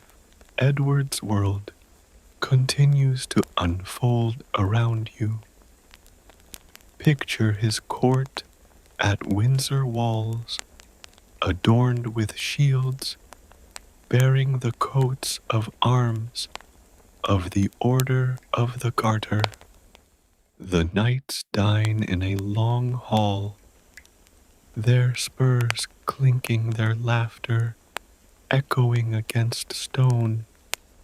They are bound not just by loyalty, but by spectacle, the shining armor, the embroidered banners, the feasts where courses march out like soldiers. A single glance at this pageantry tells everyone the king is strong, the realm secure, and yet you notice the irony. The 100 Years' War rages on outside famine and plague, batter the countryside. But within these walls, the illusion of eternal stability is rehearsed night after night. You turn back toward France, where Louis IX offers a striking contrast. He doesn't gild his authority with tournaments or feasts, but with prayer, penance, and charity. You imagine him walking barefoot through the streets of Paris on holy days, the crowd pressing close, murmuring blessings.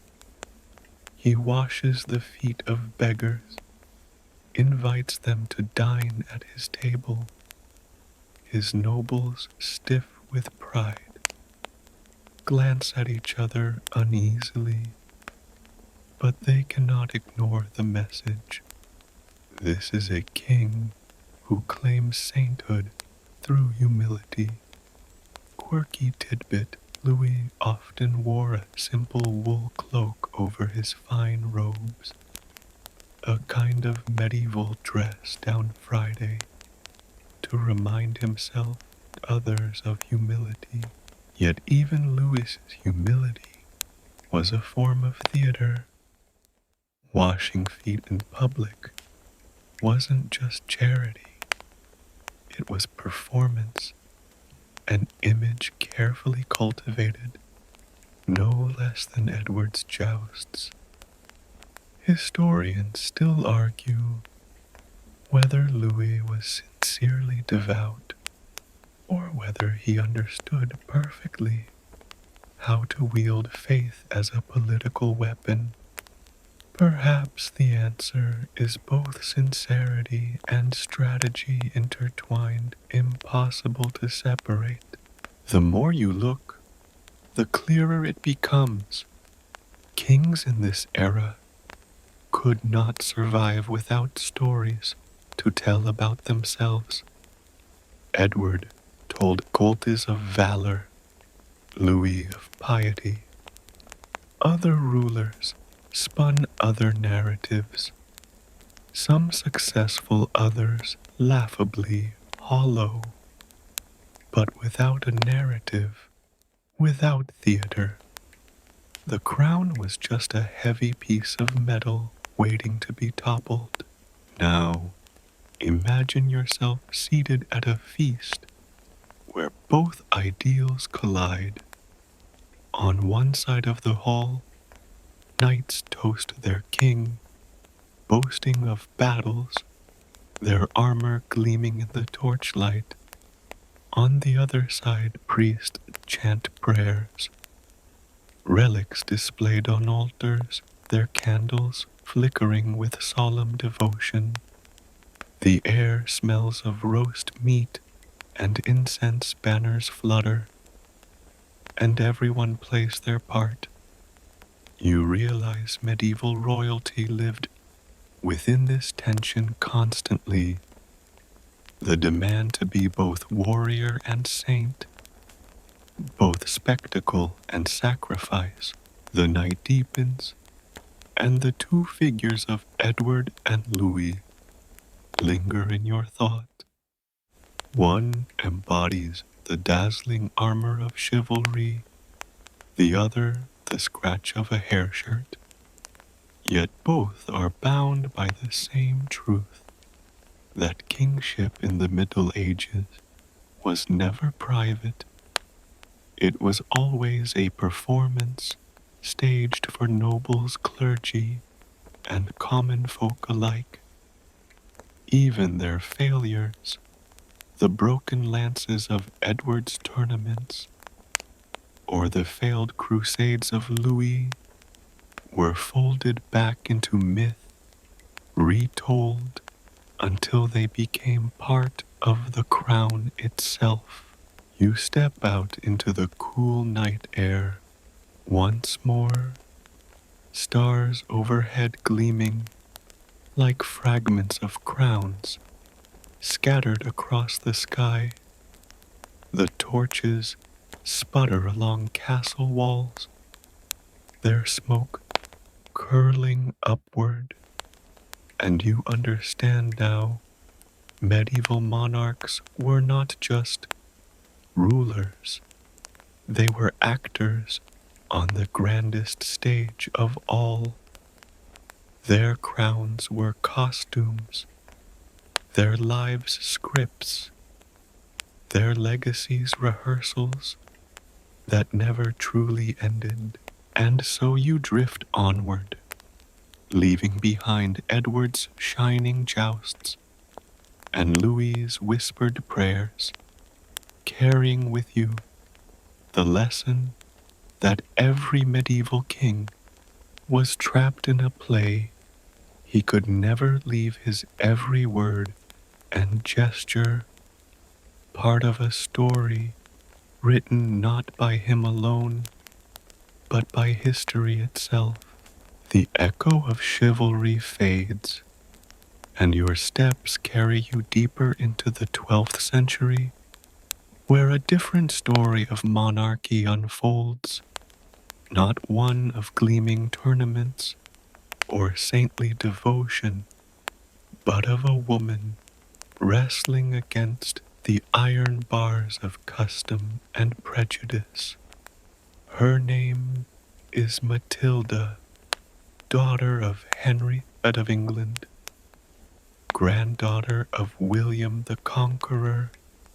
She is groomed for greatness from childhood, but her crown remains forever just out of reach. You step into her world, and you feel both the weight of destiny and the walls closing in. Matilda's early life sparkles with promise. Imagine her as a child in the royal nursery tutors, hovering her lessons, not confined to needlework and psalms, but to politics and diplomacy. Her father, Henry, knows she may need to inherit, and so he sharpens her mind like a blade. At just 8 years old, she is married off to the Holy Roman Emperor Henry V. You see her in the vaulted halls of Mainz, a child queen in gowns too heavy for her small frame, speaking carefully in a tongue not her own. And yet she adapts quickly, absorbing languages, etiquette, the mechanics of power. Even as a girl, she understands to survive here. You must learn faster than those who underestimate you. In Germany, she grows into an empress. She walks confidently into court assemblies, her presence commanding more attention than her youth should allow. Quirky tidbit chroniclers note she even signed documents as Matilda Imperatrix, asserting herself in a way few medieval women dared. You imagine her quill scratching across parchment, her letters bold, as though she's etching her claim into history itself. But fate shifts. When her brother William, the only legitimate son of Henry, drowns in the White Ship disaster of 1120, the line of succession collapses. Henry I has no choice but to look to Matilda. He recalls her to England, extracting oaths from his barons that they will support her as his heir. You stand in the great hall at Westminster, the air thick with tension, as lords kneel reluctantly, swearing fealty to a woman they do not truly intend to follow. Their words sound hollow, like swords drawn without conviction. When Henry dies in 1135, their oath unravels. Matilda's cousin, Stephen of Blois, moves swiftly, seizing the crown before she can react. You picture him rushing to London, the coronation hasty, the crown placed upon his head, as though speed itself might erase her claim. And suddenly, Matilda's destiny fractures. She is the rightful heir in name, but the throne is stolen from beneath her. What follows is nearly 2 decades of chaos, the anarchy, as historians later call it. England becomes a chessboard of sieges, betrayals, and shifting loyalties. Matilda fights back with ferocity. She sails across the channel, gathering supporters, her standard raised. You walk beside her through muddy fields. The smell of wet leather and horse sweat thick in the air. Soldiers marching at her command. For a woman in the 12th century, this itself is astounding, leading armies, issuing decrees, refusing to yield. And yet every step forward meets resistance. When she enters London in 1141, victorious, after capturing Stephen, she is poised to claim her crown. The city bells toll, and for a moment you feel history bending in her favor. But the people recoil. She is too proud, too imperious, they say. She demands too much, moves too swiftly, acts too much like a king. The crowd turns on her rioting, forcing her to flee the city in haste. Historians still argue about this moment. Was Matilda truly arrogant? Or was she simply judged by harsher standards? Because she was a woman, would her firmness have been praised? In a man you weigh the question as you walk with her out of London's gates, her mantle dragging in the mud, her soldiers scattering her crown, slipping once again into shadows. Even in defeat, though, she remains indomitable. She retreats, regroups, plots anew. She may never sit on the throne herself, but her claim is not lost.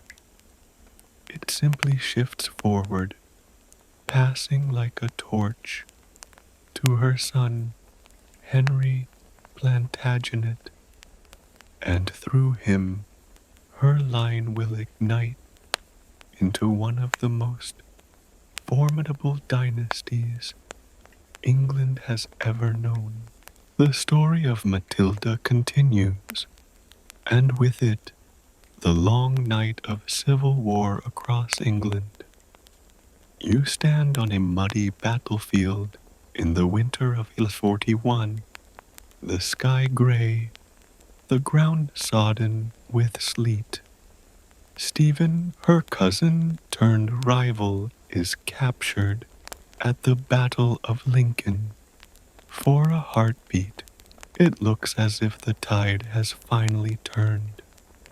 Matilda, now called Domina Anglorum, Lady of the English, holds her enemy in chains. You hear the whispers of her followers. The crown is within reach. England will at last have its rightful queen. She enters Winchester with triumph in her step, banners snapping, nobles pressing close to swear allegiance. For the first time, You can almost feel the crown's weight on her brow, but victory curdles quickly. Her demands for money and loyalty are sharp, her manner cold, and her refusal to bend even an inch alienates those who only days earlier hailed her. Quirky tidbit chroniclers note she refused to offer a traditional remission of taxes upon her accession, something her cousin Stephen had done. To her it was practical. To her nobles it was arrogance. A king might have survived such severity, but a queen, the double standard, sharpens like a blade. Soon, London riots. Merchants fearful of her taxation and her manner rise against her. You hear the clamor of bells, the shouts of angry crowds, the crash of carts overturning. Matilda flees the city, by night her triumph, dissolving like smoke. The irony gnaws at you. She had captured a king, but lost a people.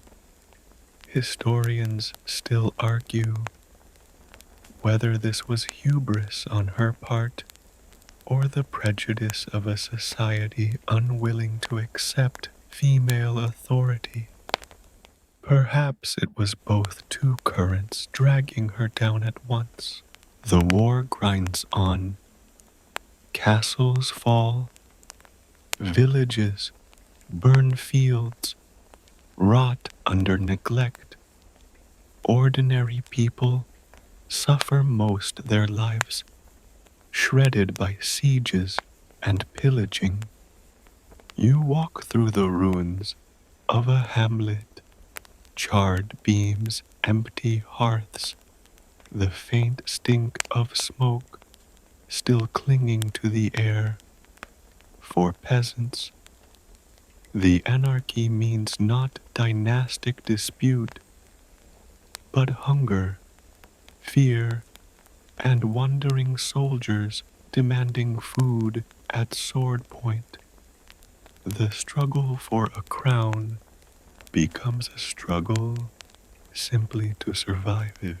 Meanwhile, Matilda endures setbacks that would have broken others. In Oxford, she is besieged through the brutal winter of 1142. The castle is ringed by Stephen's forces, supplies run dangerously low, and the snow piles high against the walls. You imagine her standing at the window, the breath of her guards visible in the freezing air, her options narrowing with every passing day.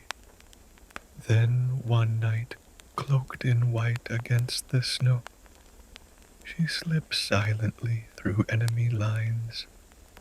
Picture it, a queen trudging through icy drifts, her feet numb, her face burning with frost, slipping past guards who mistake her for a ghost.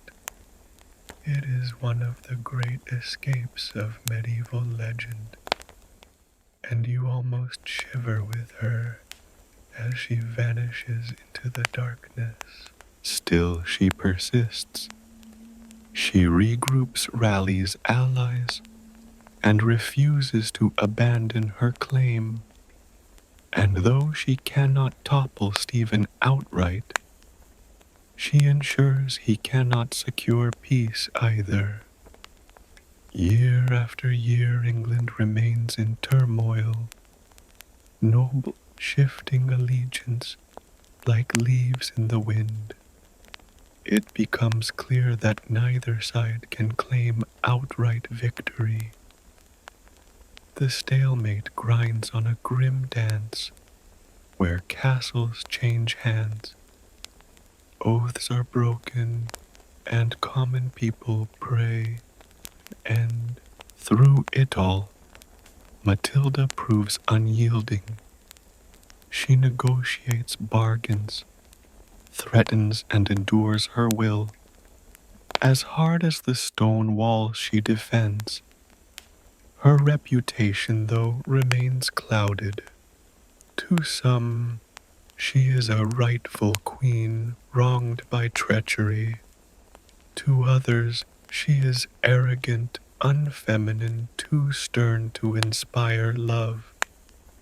You wonder, was her arrogance simply the language of command? A tone men used freely without reproach? Did history judge her more harshly because she was a woman daring to wield a man's authority? As the 1150s dawn, the conflict shifts, focus to her son, Henry Plantagenet, tall, fiery-haired, ambitious.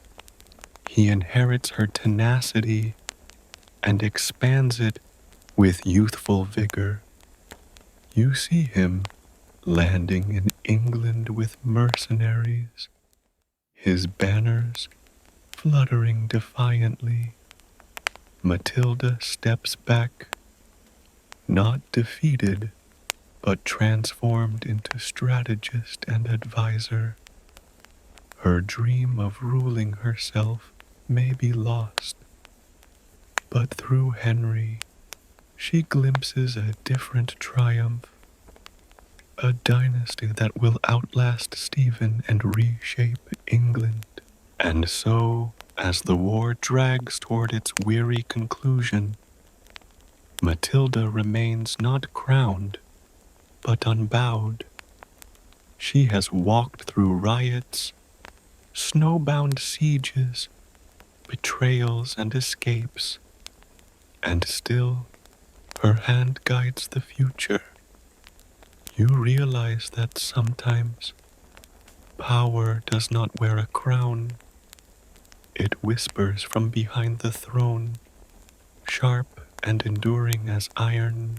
The long years of the anarchy drag toward their close, and you can almost hear the land itself sigh with exhaustion.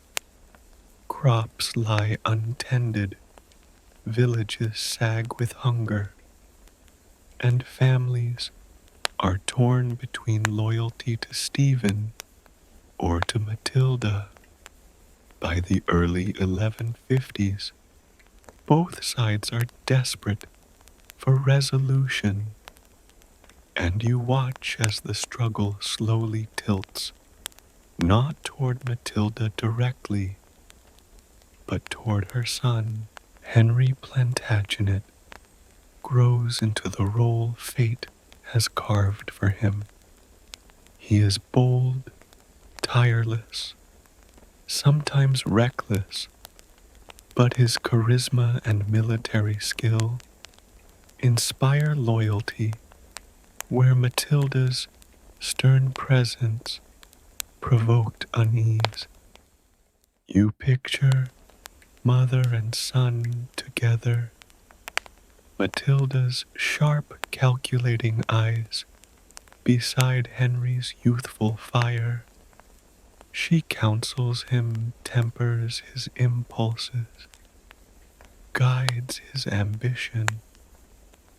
Though the crown never rests on her brow, she is the mind behind the man who will wear it.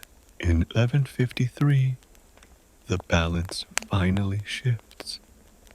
You find yourself in a smoky hall where Stephen, weary and aged, meets with Henry. The agreement is struck.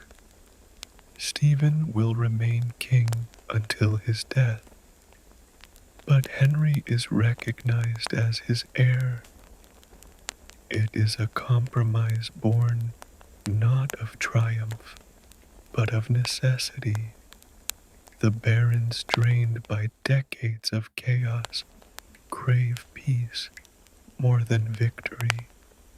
And so the long war ends, not with a coronation for Matilda, but with the promise of one for her son. When Stephen dies in 1154, Henry ascends the throne as Henry, founder of the Plantagenet dynasty. The bells of London ring, the people cheer, and you sense history turning a new page. But behind this moment, Matilda's shadow looms. Without her relentless fight, her endurance through humiliation and hardship, her refusal to surrender Henry's claim, would have crumbled. She is uncrowned, but her hand shapes the crown all the same.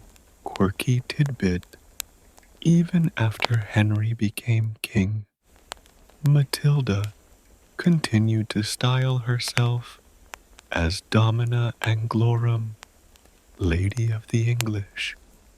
It was as if she refused to surrender the title, clinging to the identity she had fought for all her life. She spent her later years in Normandy, acting as a trusted advisor.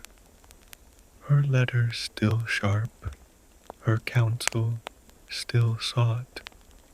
You can almost see her in a quiet chamber parchment before her dictating words that cross the channel and influence the realm she once tried to rule directly.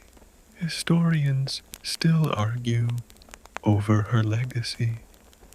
Some paint her as proud and cold, her ambition a cautionary tale.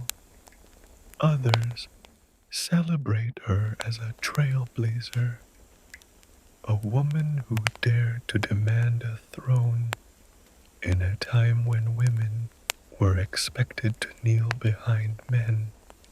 You walk between these interpretations, feeling the tension. Perhaps she was both proud and pioneering, flawed and formidable. Perhaps that complexity is exactly why she endures in memory. You return in your imagination to the scene of her narrow escape from Oxford, cloaked in white against the snow. There is something haunting in that image, a queen without a crown, trudging through frozen darkness, defying the fate that tried to crush her. She never claimed the throne herself, but she passed on the flame, and that flame burned for centuries in the Plantagenet line. In 7, Matilda dies in Normandy, her body laid to rest in Rouen Cathedral. The air smells of incense. The chants of monks echo through the arches, and her effigy is carved with dignity. She is remembered not as a crowned monarch, but as a woman who nearly broke the mold of her age. And as you stand beside her tomb in your imagination, you realize that uncrowned does not mean defeated. Her story is proof that even in failure, resilience can forge dynasties, and determination can echo louder than coronation bells. You leave her world behind with quiet respect. Eleanor of Aquitaine would blaze brighter queens after her, would wield power more openly, but Matilda's struggle laid the groundwork. She showed that a woman could fight, could lead, could command loyalty, and though her crown was denied, her spirit remains one of the strongest threads in the tapestry of medieval royalty. The struggle of Matilda's life fades into silence, and your mind drifts onward to the generations that followed, where monarchs wielded not just swords, but also books, relics, and scholars as instruments of power. The Middle Ages, often painted as an age of mud and misery, hums here with culture and learning, but always wrapped in chains of tradition and suspicion. You step through the iron-studded gates of another castle where the scent of parchment and wake mingles with the sharper tang of fear. Picture a royal chamber stacked with manuscripts, each hand copied by monks, the letters, neat but uneven, the parchment, still faintly smelling of sheep hide. Knowledge here is rare, precious, and expensive. To own a book is to own treasure. To commission one is to declare power. Monarchs begin to realize that prestige isn't only displayed in armor or jewels, but also in how many scholars gather under your patronage, how many libraries you can endow. You hear the scratch of quills late into the night. Monks bent over candlelight, their backs aching, their eyes watering, but their labor turning kingdoms into centers of thought. By the 12th and 13th centuries, universities sprout like banners across Europe. Bologna, Paris, Oxford.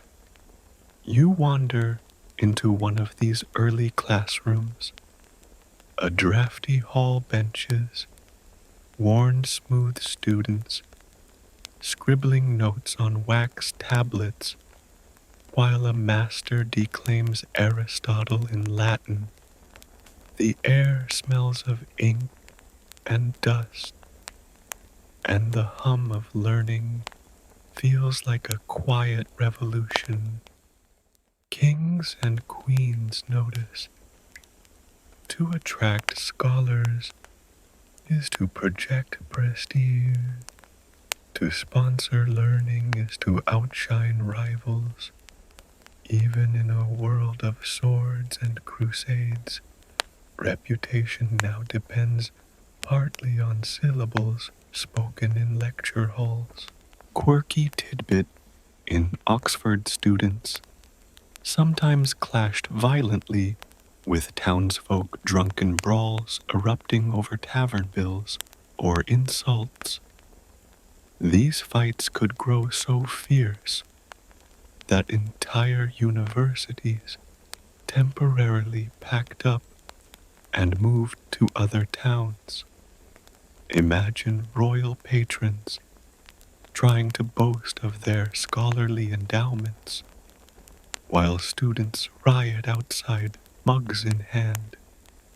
Even culture, it seems, carried its own chaos, and yet monarchs themselves remained shackled. No matter how many universities they funded or libraries they filled their lives, were still scrutinized by nobles, clergy, and custom. Step wrong and rebellion stirred. Even children of kings grew up under suffocating control, their every move watched. You pause now in the dim corridors of a French castle in the 14th century. where a young prince named Charles is being raised. He will one day be remembered as Charles. Mad, his boyhood is anything but free. Tutors shadow him, constantly noting every word, every glance, every friendship.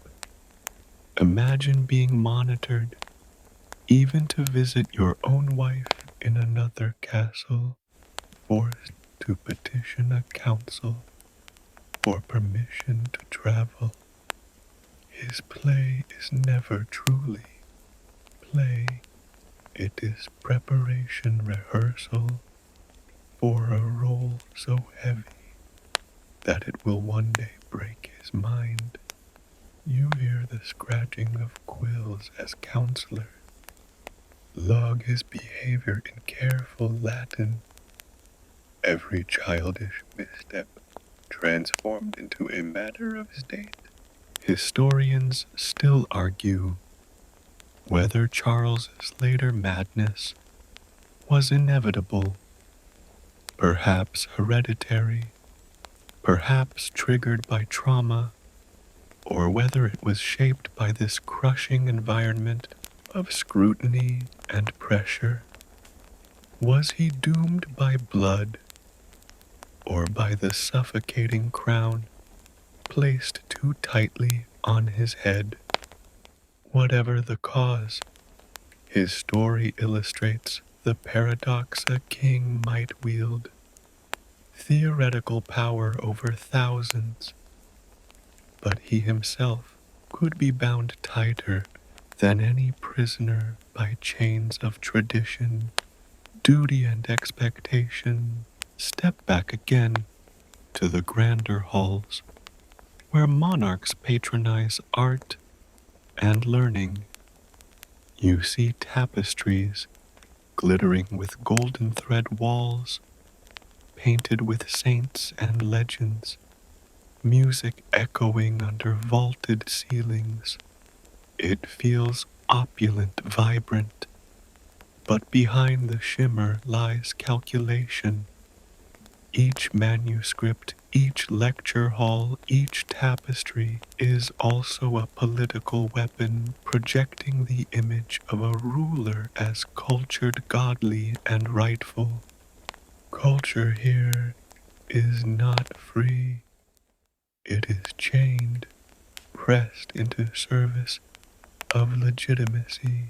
And as you stand in the candlelit silence of a medieval library, breathing in the scent of vellum and wood smoke, you feel the tension. Royalty could encourage learning, but never too much knowledge had to flatter, not question. The same hand that signed charters for universities also signed decrees against heresy, burning books and bodies alike when learning threatened authority. Culture was nurtured, yes, but always in a cage. You linger in the candlelit chamber of manuscripts, but the echo of chains draws you onward. The monarch who fed scholars and filled libraries often found themselves feeding on unease too, for knowledge was both a jewel and a blade. To fund universities was to appear wise, enlightened, divinely favored. But every time a student raised a question too sharp or a scholar challenged accepted truths, those same kings felt the sting of doubt. You can almost hear the whispers, does knowledge deserve the crown or mine? Step into Paris in the 13th century, where the Sorbonne, rice funded by Louis IX himself, the lecture halls buzz with debate, Aristotle against Augustine, reason against revelation. Students argue over whether the earth is eternal, whether faith can bend to logic, their voices rising above the smell of ink and unwashed wool. You stand in the corner and you realize the king's sponsorship here is not mere charity, it is control. By shaping what can be studied, he shapes the boundaries of thought. This is not freedom, it is a gilded cage where scholars pace like falcons tethered to their master's wrist. Quirky tidbit students were infamous for rioting, sometimes violently, when they felt mistreated. In one case, a tavern brawl spilled into the streets of Paris, and scholars fled en masse until the king intervened. Imagine the irony. While kings boasted of their learned courts, their learned subjects might be breaking heads in the alley over ale.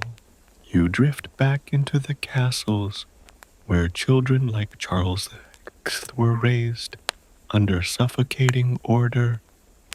You picture his tutors hovering like wardens, recording his behavior with almost clinical obsession. A smile here, a frown there, every detail dissected for its meaning. Charles grows up with eyes always on him, his own will smothered under the crown's weight. And when his mind begins to fracture, as an adult, hallucinating, raging, unable to know his own children, the court is horrified, but not surprised. Perhaps the pressure was too much. Perhaps madness ran in his blood. But you see how a throne that seemed so powerful could also be the cruelest of cages. Historians still argue whether Charles's illness was inherited traces of mental instability ran through royal bloodlines, or whether his life's relentless scrutiny drove him past the brink. The truth likely lies in both a tangle of biology and burden. But for you watching him stumble through torchlit halls, convinced he is made of glass and might shatter at a touch, the lesson is unmistakable. The crown can crush as easily as it can elevate, and yet kings continued to build their cultural legacies even while shackled. You walk through the Sainte-Chapelle in Paris, shafts of colored light falling across your shoulders. The stained glass glows with stories, creation kings, battles, every panel a sermon in color. It is breathtaking, almost otherworldly, but it is also propaganda. Louis IX's attempt to frame himself as Christ's steward on earth. The chapel dazzles not only the faithful but foreign envoys. A radiant claim that this king's legitimacy shines from heaven itself. Culture once again becomes chain and crown in one. Across the channel, you enter the growing halls of Oxford. The smell is of rain-soaked cloaks, parchment, and candle wax. Students squabble in the margins of manuscripts. Masters argue over grammar and theology to a monarch. This is prestige, scholars flocking to your kingdom, making your court a hub of learning. But you notice the risk too. Ideas spread. Discontent ferments. A clever sermon might ignite dissent. Knowledge cannot be polished like a jewel and kept forever under lock. It grows, it wanders, it bites. Back in the royal court, musicians play the strains of Guillaume de Machaut's compositions, drift through vaulted chambers, and nobles nod appreciatively. The air smells of roasted meats and resinous candles. Here again, the arts serve the crown, reminding every guest that this ruler commands not only soldiers, but beauty itself. And yet, behind the melody, you sense the calculation. Patronage is never neutral. It binds artists to their patrons, and in turn binds subjects to the illusion of cultured authority. It is strange, isn't it? The Middle Ages, so often caricatured as muddy and brutal, were alive with art, music, and learning. But none of it floated free.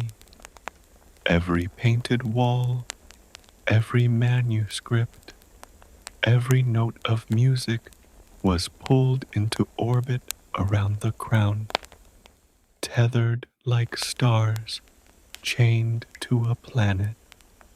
And even as you marvel at the colors and sounds, you feel the tension.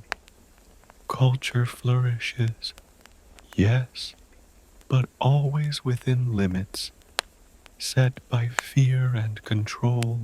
The weight of those chains clinks softly as you move deeper into the courtly halls of culture. You pause before a painted mural, Christ in judgment, angels with trumpets, kings kneeling in prayer. The colors glow, the brushstrokes careful, but you notice something. The monarch's face is unmistakably modeled on the current king. Even art bends its knee, transforming holy visions into political portraits. To sponsor beauty was to insert yourself into eternity.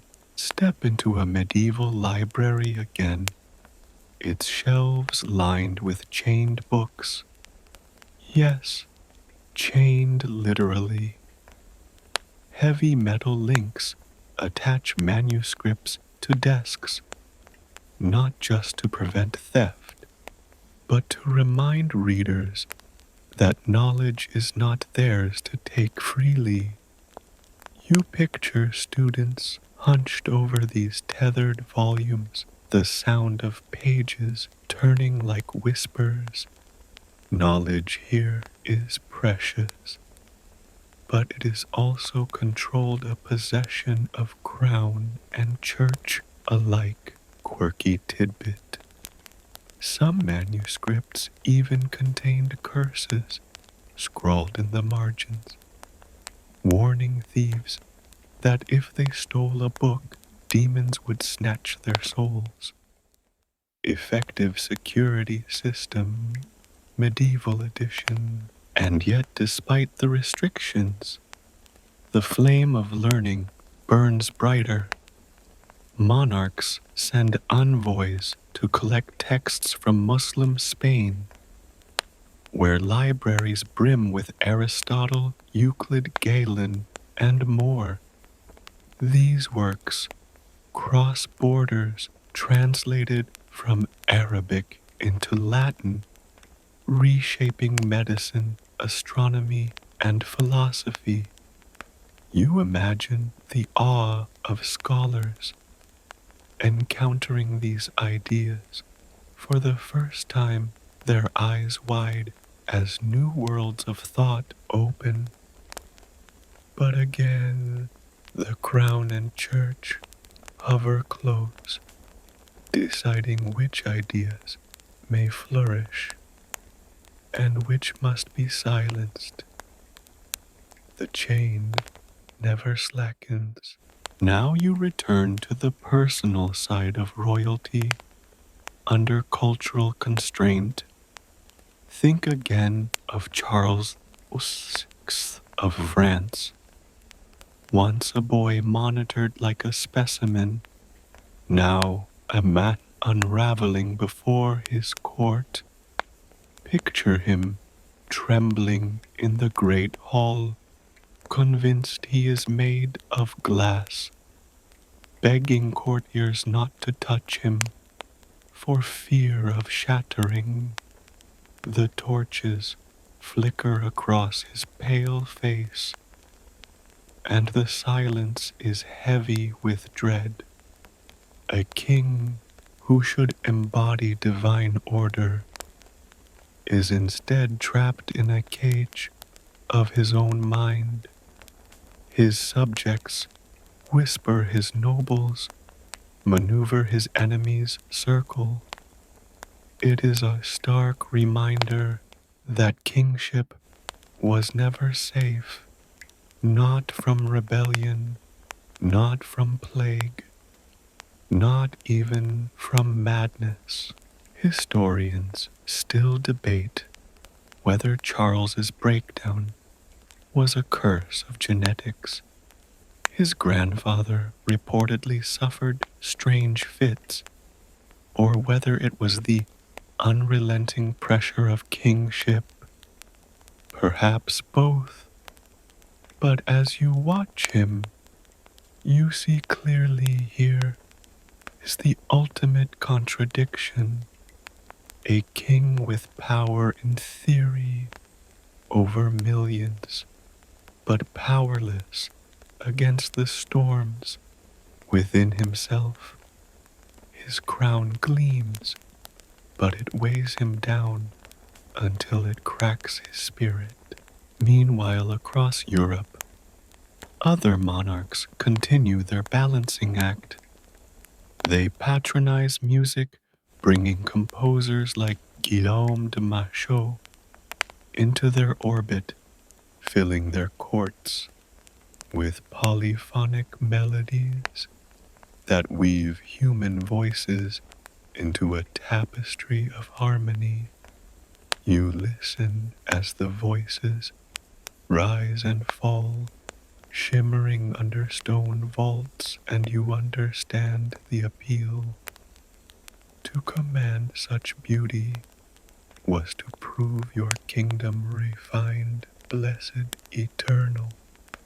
But you also sense the musician's dependence. Their notes sing not of freedom, but of obligation, their creativity bound to the whims of patrons. The irony is sharp culture blooms brightest when nurtured, yet here it blooms in chains. Monarchs fund it, display it, control it, but in doing so they make it fragile. Too much truth, too much challenge, and the chain tightens. Too little, and the illusion falters. Every illuminated manuscript, every stained glass window, every soaring chant is both a triumph of human creativity and a reminder of the crown's watchful grip. You step out into a courtyard at dusk. The sky is painted with the last streaks of red, the torches just beginning to flare. Around you, scholars argue in cloisters, scribe scratch away in alcoves, musicians tune their instruments for evening mass. The castle hums with culture, but also with caution. You realize now the Middle Ages were not silent, not dark. They were alive with voices, but voices that spoke carefully, always aware of the chains clinking nearby. And so you drift forward from these halls, carrying with you the paradox. Medieval monarchs were both patrons of knowledge and wardens of it, guardians of beauty and jailers of truth. Culture flourished, yes, but always in captivity. The candlelight of learning shone bright, but always through the bars of the crown. The candlelight fades from the libraries of kings, and now your steps lead you into the quieter but no less weighty world of queens, children, and dynastic duty. If the knights shone in armor and the kings postured on thrones, the queens bore the invisible burden of ensuring those thrones would not stand empty. You picture a royal nursery not filled with laughter and toys, but with expectation so heavy it presses on every cradle. Begin with Philippa of Hainault, the devoted wife of Edward III. She arrives in England as a young bride, her accent foreign, her eyes bright but cautious. The court watches her, every move her grace at feasts, her piety in chapel, and above all her fertility. For in this world a queen's worth is measured less in jewels and more in children, and Philippa succeeds beyond measure. 12 children survive into adulthood, each one a piece in the chess game of medieval politics. Imagine her year after year enduring pregnancies, births, and recoveries while still appearing in public with serene composure. Her children are not simply sons and daughters. They are bargaining chips alliances incarnate. A daughter might be promised to a foreign prince before she can even walk, her leaf mapped out in parchment contracts. A son is a potential heir, but also a pawn in his father's wars. You wander into the nursery, and you see it clearly. Little boys playing at swords, little girls practicing embroidery, all under the watchful gaze of nurses and tutors. They are loved, yes, but they are also tools raised not for themselves, but for the dynasty. Quirky tidbit: in many royal households, children did not grow up beside their parents.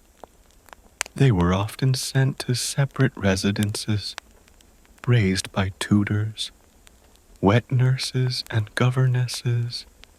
The image of a queen rocking her child to sleep was more fairy tale than fact. Instead, queens supervised from a distance, their motherhood performed in public, but not often practiced in private. You follow Philippa into her role as intercessor. Queens were expected to be merciful, to temper the sternness of kings. At court, she kneels before Edward, pleading for pardons, her soft words balancing his harsh decrees. Chroniclers remember her once kneeling before him to beg mercy for the burghers of Calais who had surrendered during the Hundred Years' War. The scene glows in your mind. 6 men in sackcloth robes, around their necks, ready for execution, until Philippa intervenes with tears and gentle insistence.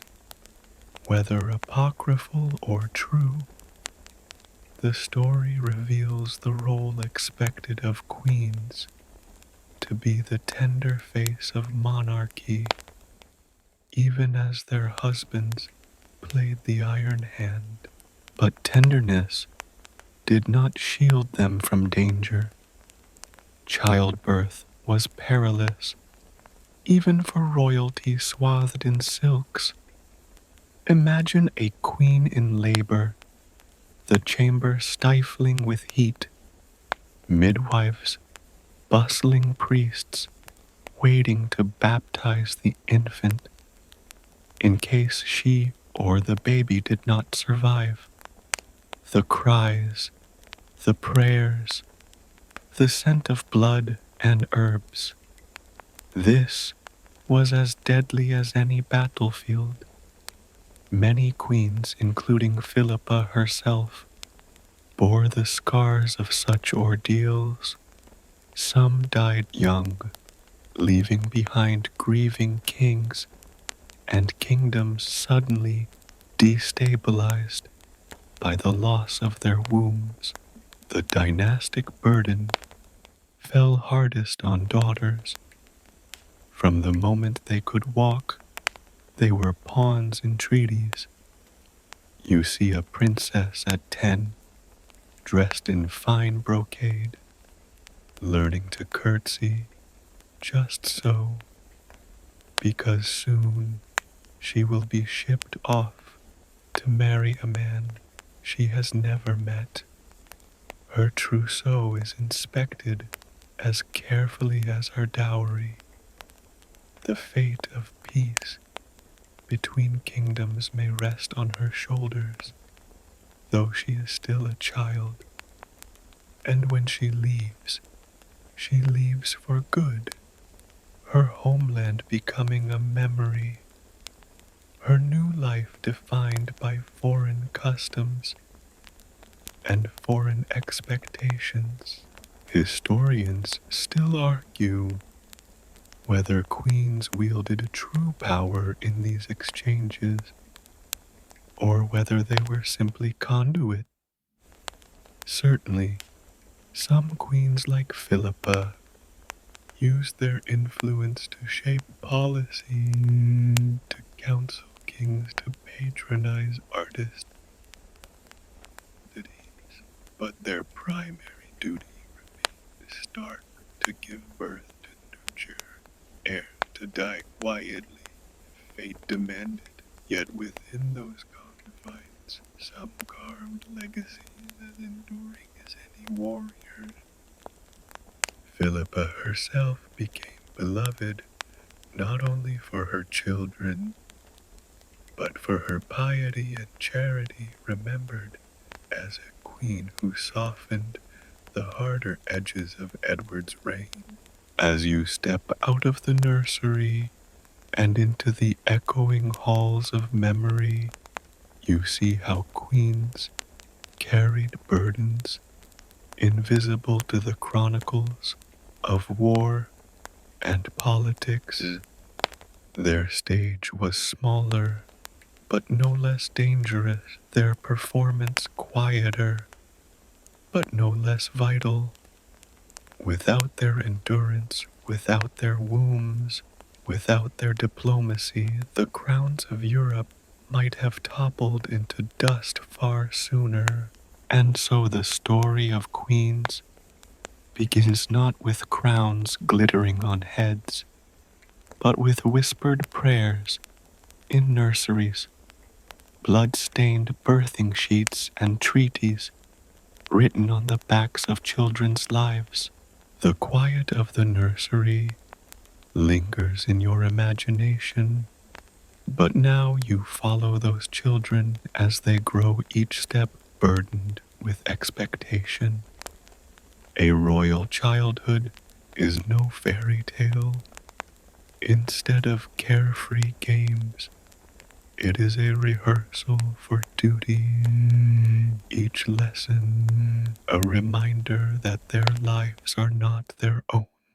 Picture a young prince waking at dawn, pulled from his bed by tutors before he has even rubbed the sleep from his eyes. He is led to a chamber smelling of parchment and chalk, where Latin declensions await him, followed by lessons in history, rhetoric, and scripture.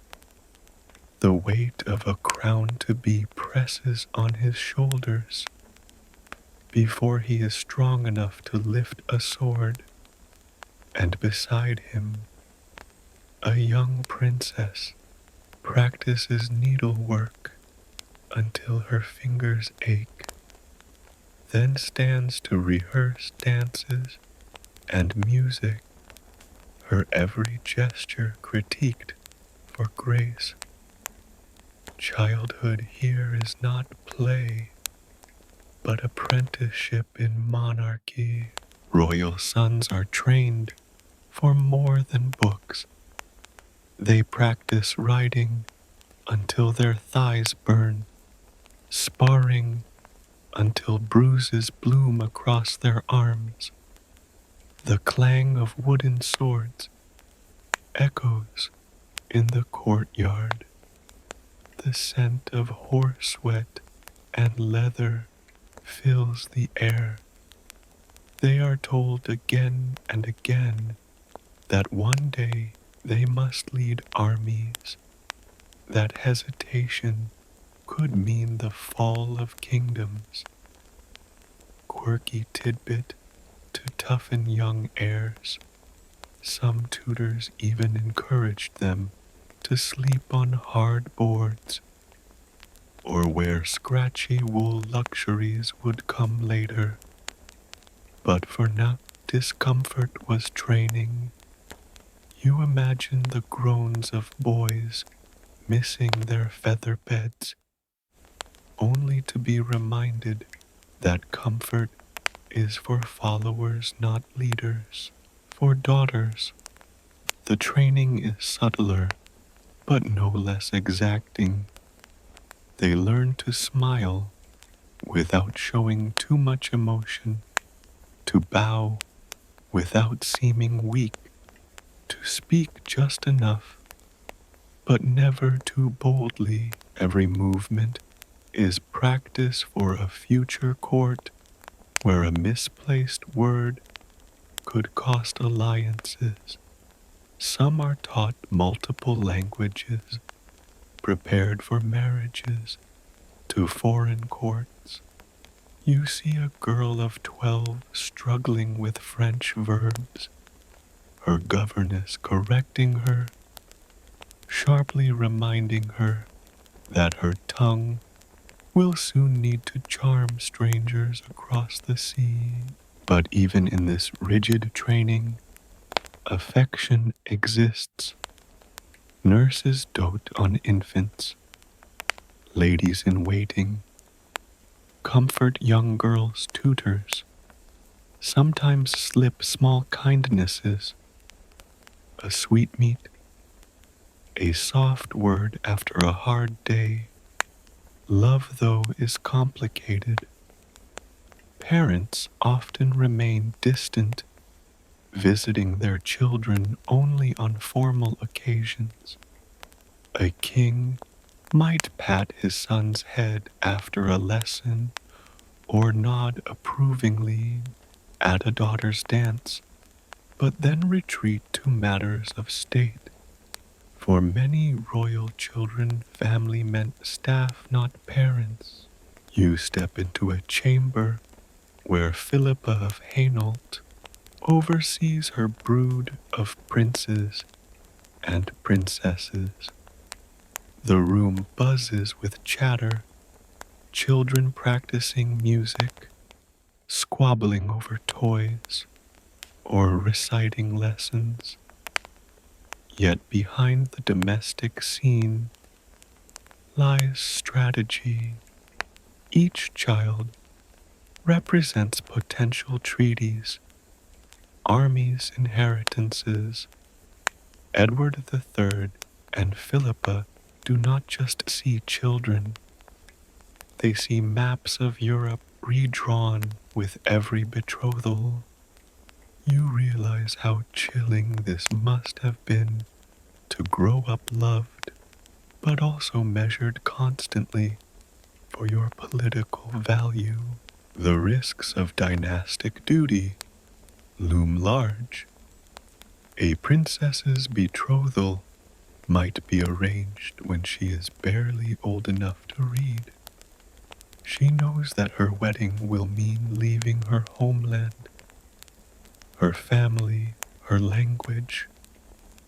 Picture her in a gilded carriage, rolling toward a border she will never cross, back tears, hidden behind a veil. Her parents wave proudly, but their eyes glisten with loss.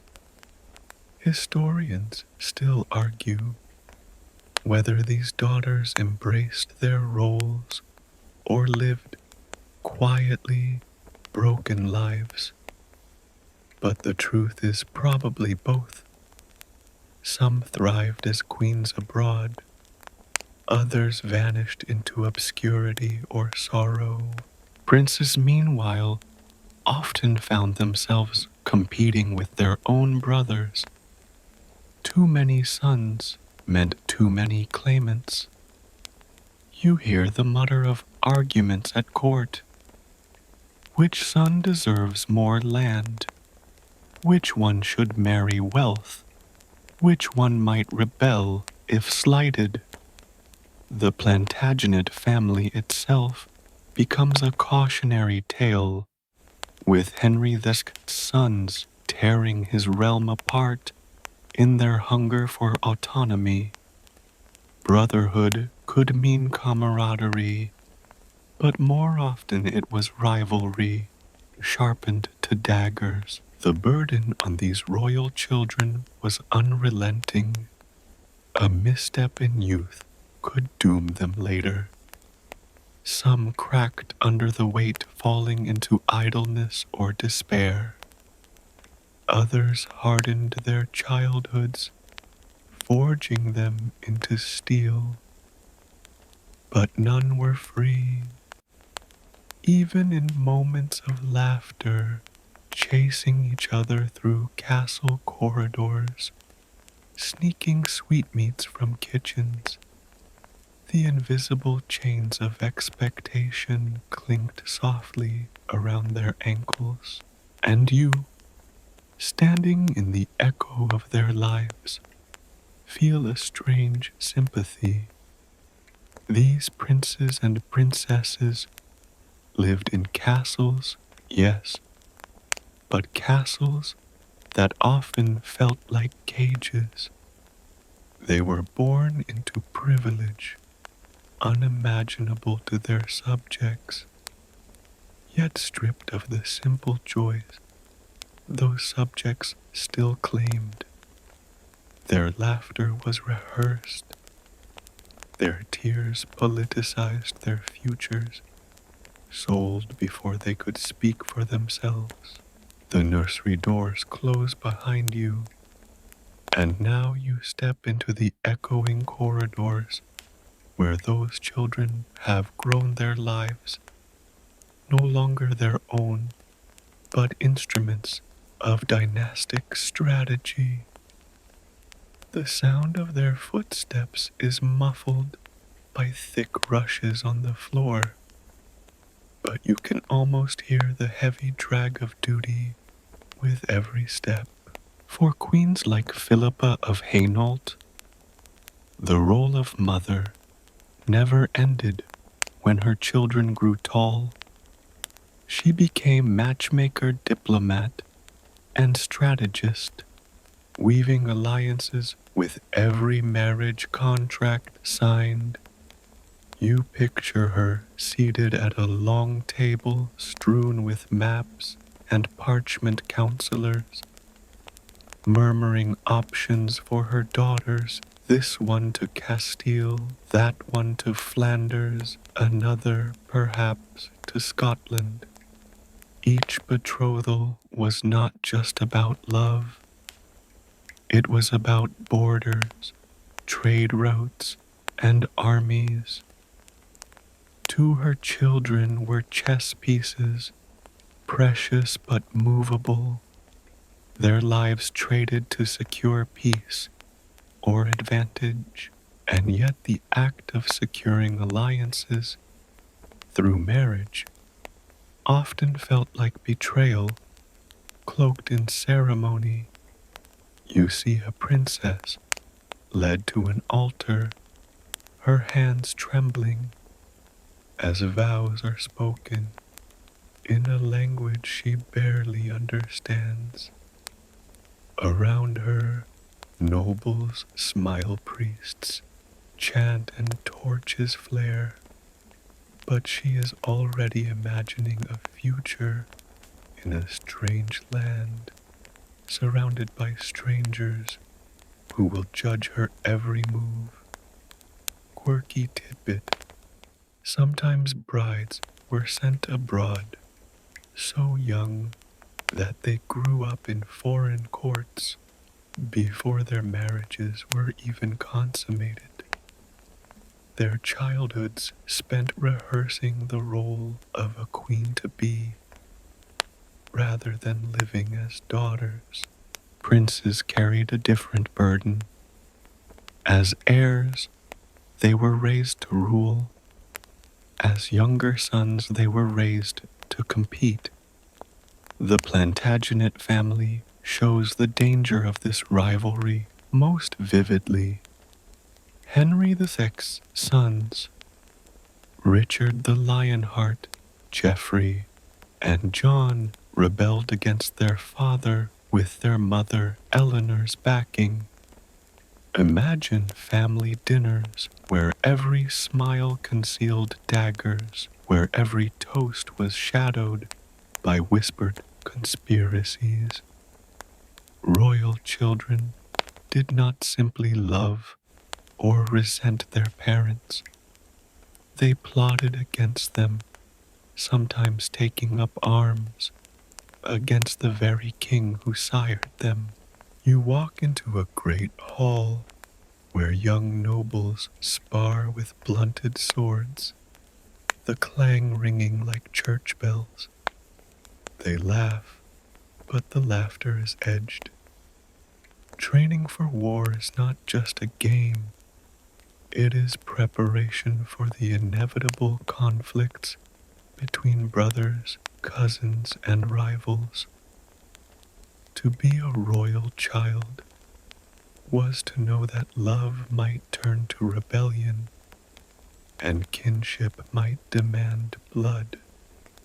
Historians still argue whether this was due to medieval custom splitting inheritances among sons or to the personalities of families like the Plantagenet. Perhaps it was both a dangerous cocktail of culture and character. Queens carried their own double burden. They were expected to embody piety and mercy, interceding for the weak, while also producing air without pause. Philippa is remembered as a queen who walked this line carefully. her compassion praised, even by chroniclers who usually ignored women. You recall her famed plea for the burghers of Calais kneeling before Edward III, her tears persuading him to spare them. Whether embellished or true, the story survives because it fit the expected role, queens as softening agents to the king's iron will. But mercy did not shield queens from judgment. They had to be beautiful but modest, fertile but not wanton, gracious but never ambitious. Too much assertiveness and whispers began accusations of pride, arrogance, or worse. Too much silence, and they risked irrelevance forgotten in the annals of history. It was a tightrope act, each step threatening scandal or erasure. And beneath all this, the unrelenting danger of childbirth persisted. Every pregnancy was a gamble. A queen might bear a future king or die in the process.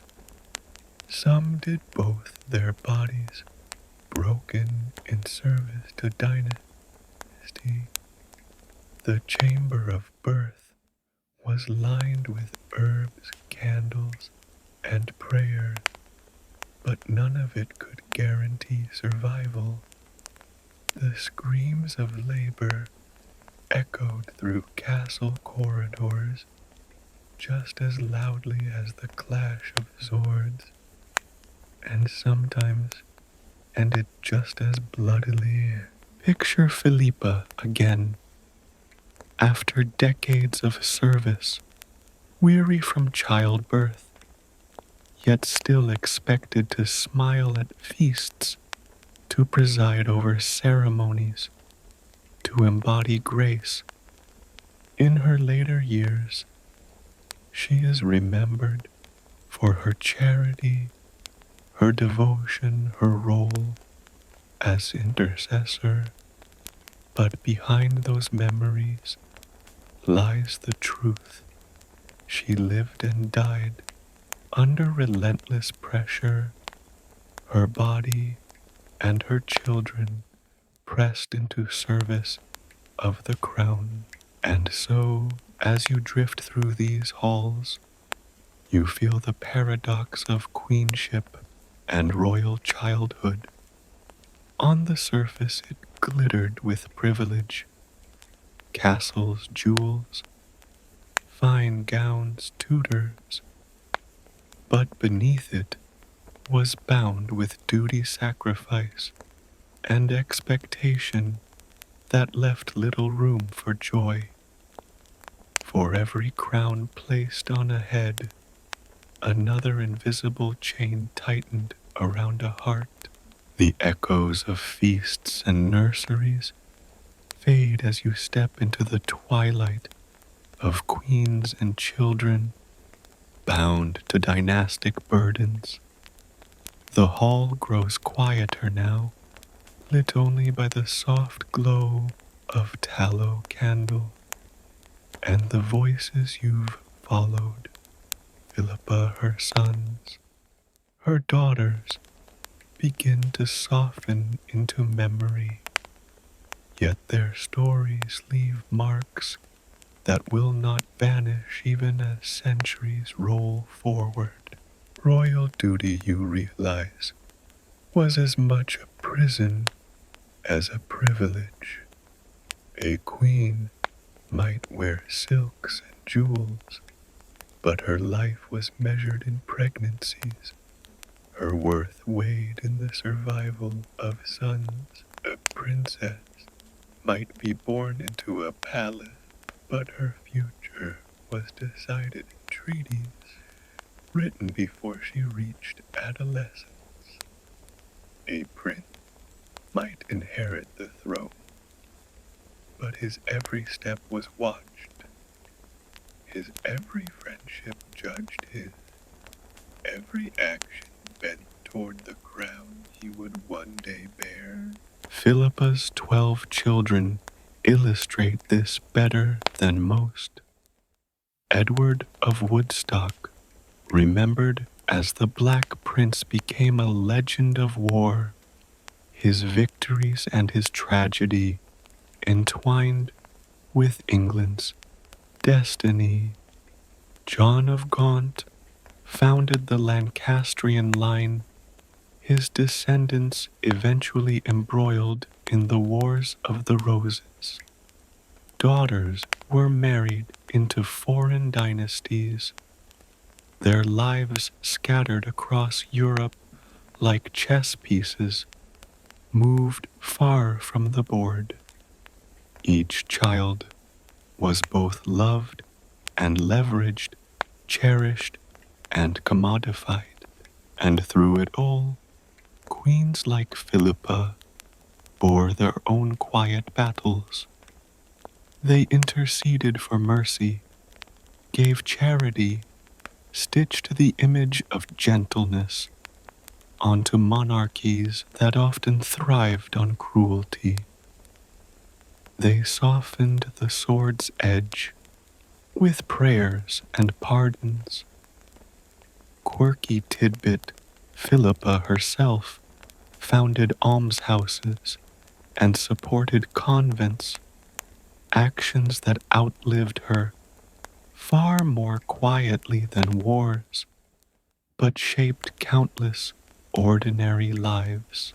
Historians still argue whether queens like her wielded real influence or were merely symbolic, but the truth is, in the balance they lived in, roles both constrained and vital. Without them, dynasties faltered.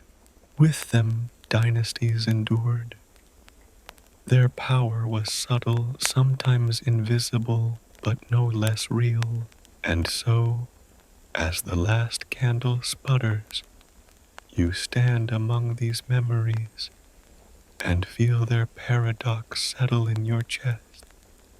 Royalty seemed gilded, but beneath the gold lay strained sacrifice and chains as heavy as iron. The castles might gleam, the crowns might shine, but the lives within were fragile, as human as your own. The torches dim, and the castle grows hushed. The banners that once fluttered proudly hang motionless in the still air, and the sound of armored footsteps fades into silence. You let yourself sink deeper now, no longer tracing the grand battles or the loud feasts, but the softer truths hidden behind stone walls. Picture a queen in her chamber, her gown set aside her hair, unbound, her hands folded in quiet prayer. She is no longer symbol, no longer spectacle, but a woman weary from the weight of expectation. Imagine a child asleep in a nursery, a small chest rising and falling under heavy blankets, unaware of the treaties and futures already written in their name. These are the moments history rarely records, but they are as real as any coronation. The castle breathes with you. The crackle of the hearth becomes slower, gentler, a rhythm you can match to your own. The world outside, with its wars and plagues, slips further away, and the great burdens of crowns and dynasties melt into stillness. You feel the air cool against your skin, as if you too are lying beneath thick stone walls, wrapped in fur safe from the night's sharp wind. And here is the truth. Kings and queens were not so different from you. They longed, they feared, they hoped, they ached. They wore crowns of gold, but beneath them were simply fragile brows lined by time. The illusion of grandeur was only ever half the story. So let go now of the noise of their world. Let the banners lower the candles, gutter the stone halls, fade into soft darkness. Close your eyes, drift further, and remember history. Like sleep is a place where even the heaviest crowns can finally rest.